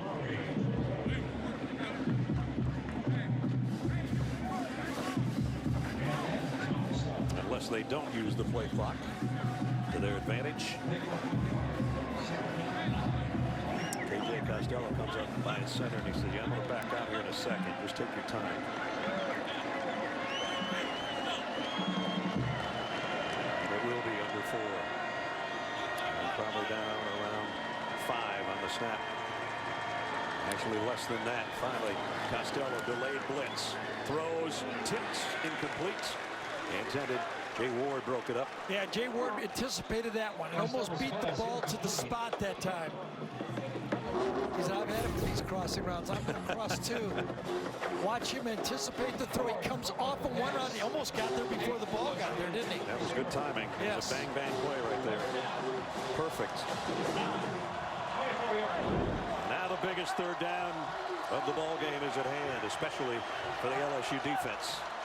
What does Pelini do? He blitzed. Remember, he's been aggressive. They're going to take a timeout and get everybody rested and make sure they have the right defense on for this big play. Second timeout used by LSU. The down to 1. There's Bo Pelini, the defensive coordinator, get his troops around him. In an NFL game, I would call this a bad timeout. In a college game with the timeout after first downs, I don't think it's a bad timeout. Get your guys over there. Get them all on the same page. A stop here means it's a one-score game. It's third down and 9, although third and long has not been a big problem for Mississippi State today. But this is where you want number 11 or number 19 out there for LSU, creating some havoc and maybe some confusion for KJ Costello, though he hasn't looked too confused today. Made a couple of mistakes. One interception and a fumble. So remember this, it's been the MO for Leach offense to have the fewest third down plays because they do so well on first and second down. They're 7 for 14, 2 touchdowns on third down. They'll take that any day of the week.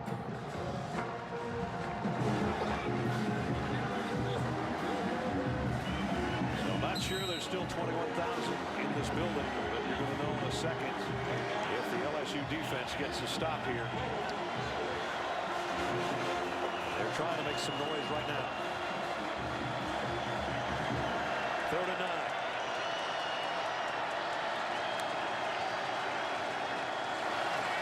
Costello going to go long to the corner of the end zone. Touchdown, Mitchell. Another huge third down play. Touchdown number 5 for KJ Costello. 3 touchdowns against LSU's defense on third and long.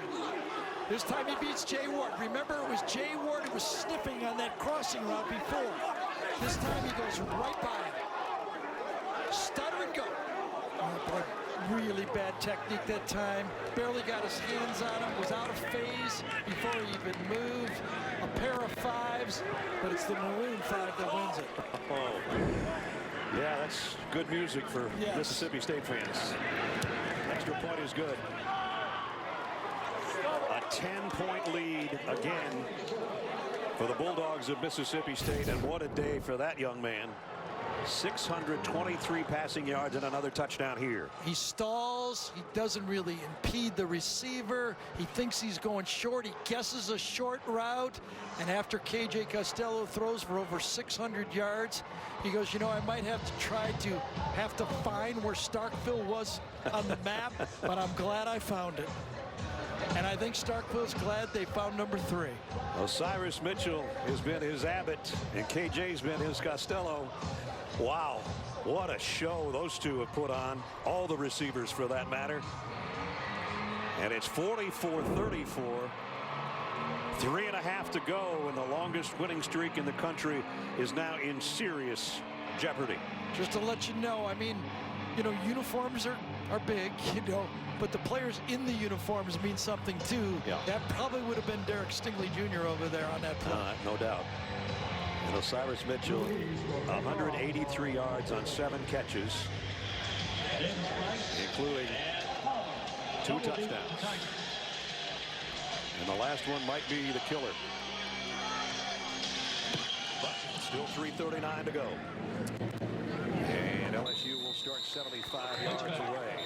They need 2 scores. So unless they score really fast, remember they only got 1 timeout left in the game. It looks like they're already in the situation of a score in an onside kick right now.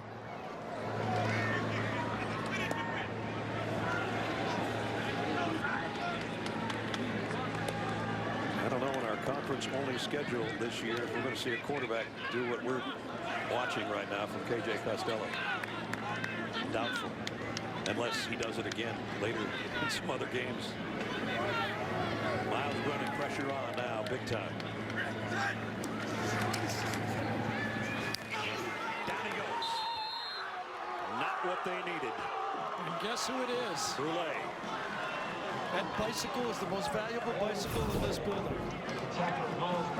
Brule got a little bit of a cramp, came back from it. A little bit of stunt to the outside. Tackle goes out and comes around inside for the sack. The clock running and a big loss. 10, 2nd and 20.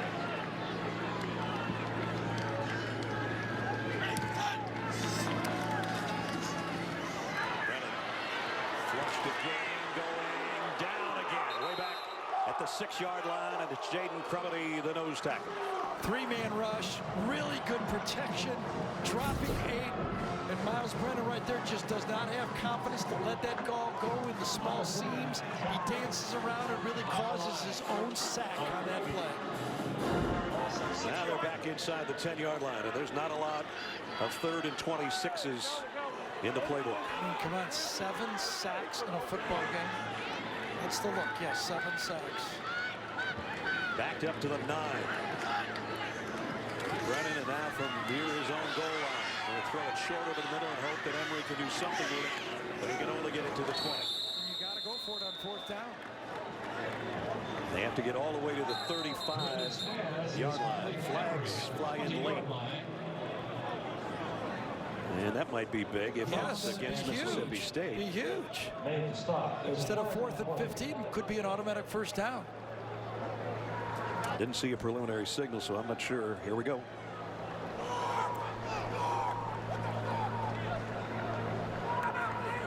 After the play, personal foul. Defense, number 13. 15-yard penalty, automatic, 1st down. Oh, that is huge, and it keeps any kind of hope alive. Forbes, the freshman, is the guy that's called for the penalty.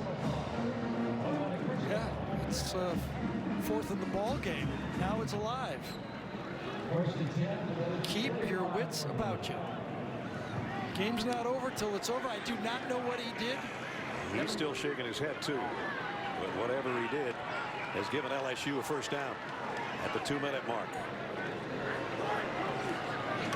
Brennan throws low, but he made the catch to Terrace Marshall.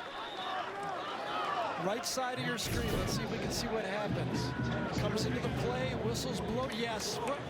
He nudges him, but why? Why do you have to do it? No need to do it.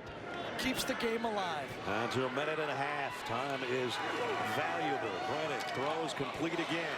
This one's Marshall again. And he's into Mississippi State territory at the 45, and we got a lineman down.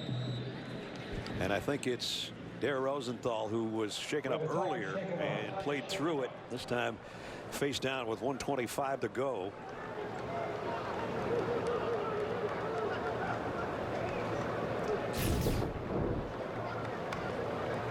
Here's Dare. Back backs off, three-man rush. He kind of throws on it. And it hurts himself on the play, doesn't it?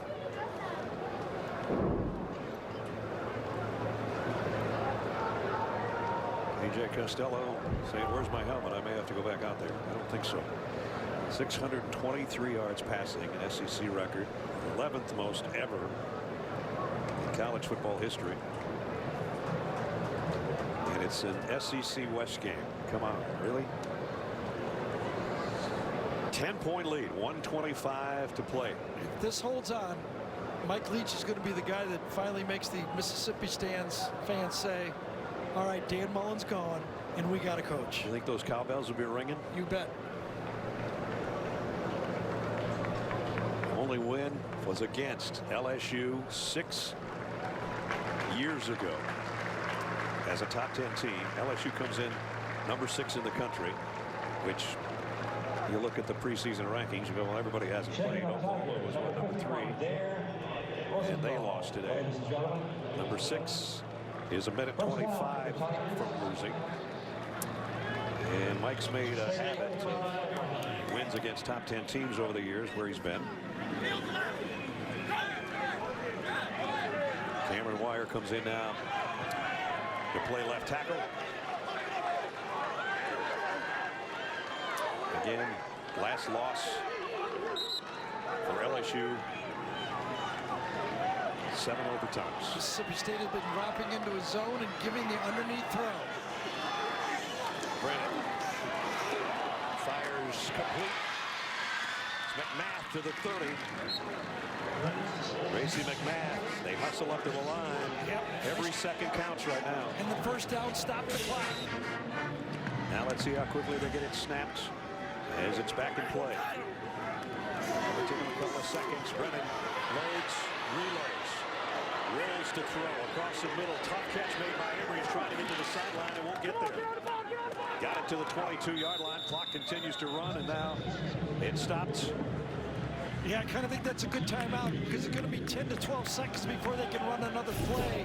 You got to just assume you're going to throw first down throws from now on or touchdowns.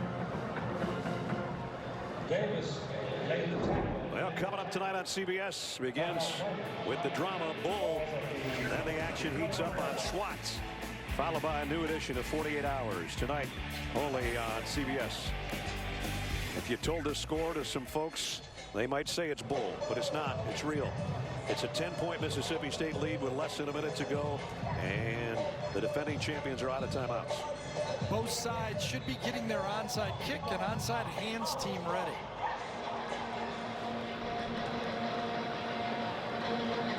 And if you have a good hands team, don't play it like the Atlanta Falcons did last week. Oh, gee. You okay? Too soon. Exactly. Second down and 1. More importantly, 52 seconds remaining.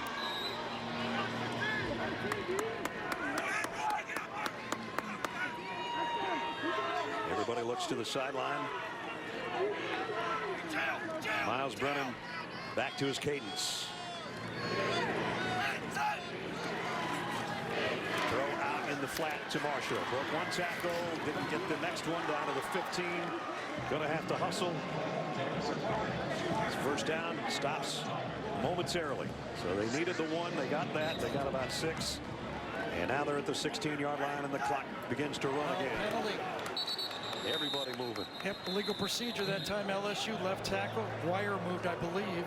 He's the guy that was in for the tackle that just went down a few plays ago. Ball start.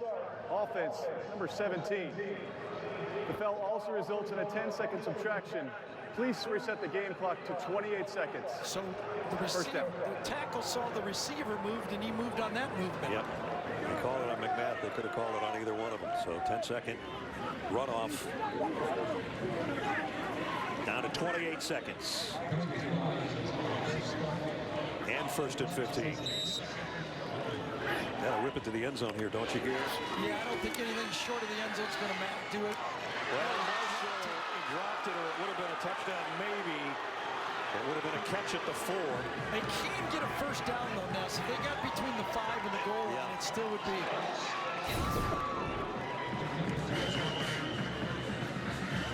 he would have had it and at least gotten to the 4, which would have been good enough for a first down. You know, the other way you can play this is just kick the field goal, go an onside kick, and go Big Ben. That's true. Potential targeting on the throw.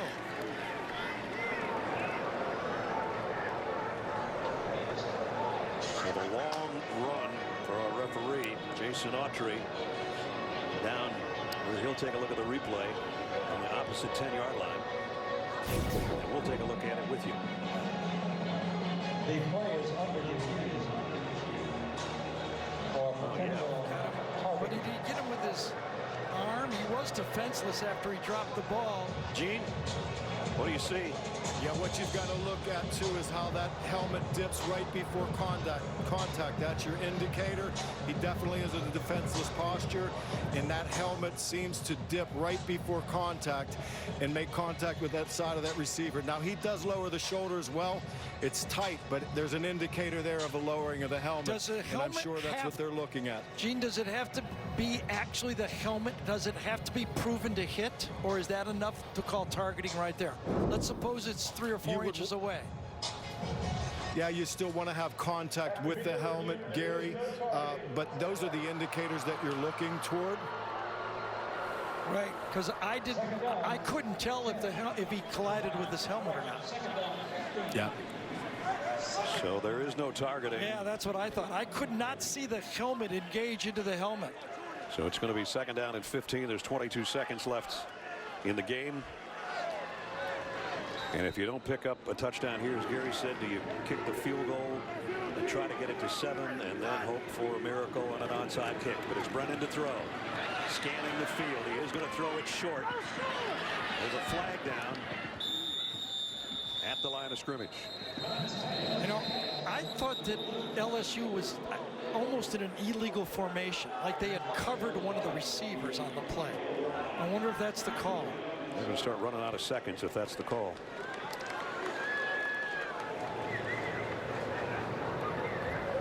Illegal motion, offense, number 17. 5-yard penalty from the previous spot. Repeat, 2nd down. Racey McMath had a couple of Racey bad McMath, penalties. he had 2 of them, 10 yards and 20 seconds. There he is right here. He's looking at the bench. You know what the bench is telling him? You're on the line of scrimmage. Back up. Someone told him to back up. And when he backs up, that's why he's in motion. All the way back to the 26-yard line now. Brennan now will go to the end zone. Jump ball out of bounds. Incomplete. Actually, McMath caught it, but he was out of bounds. So obviously now you got to go field goal here, right?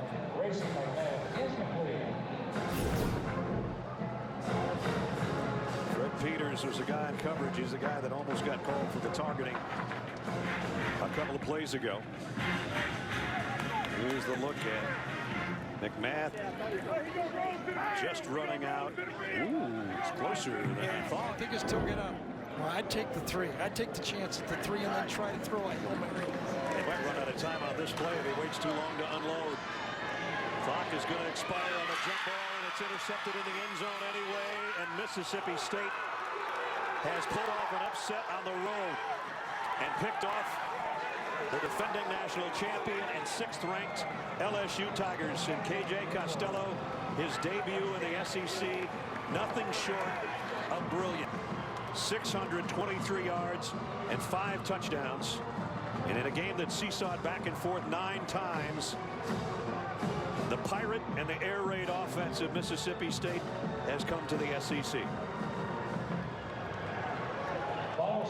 Just a brilliant performance. Getting his football team ready, sticking with basics, and using the veteran quarterback. Remember we talked about it. You got the veteran guy on the field. LSU had the new guy. The veteran showed his value in this football game.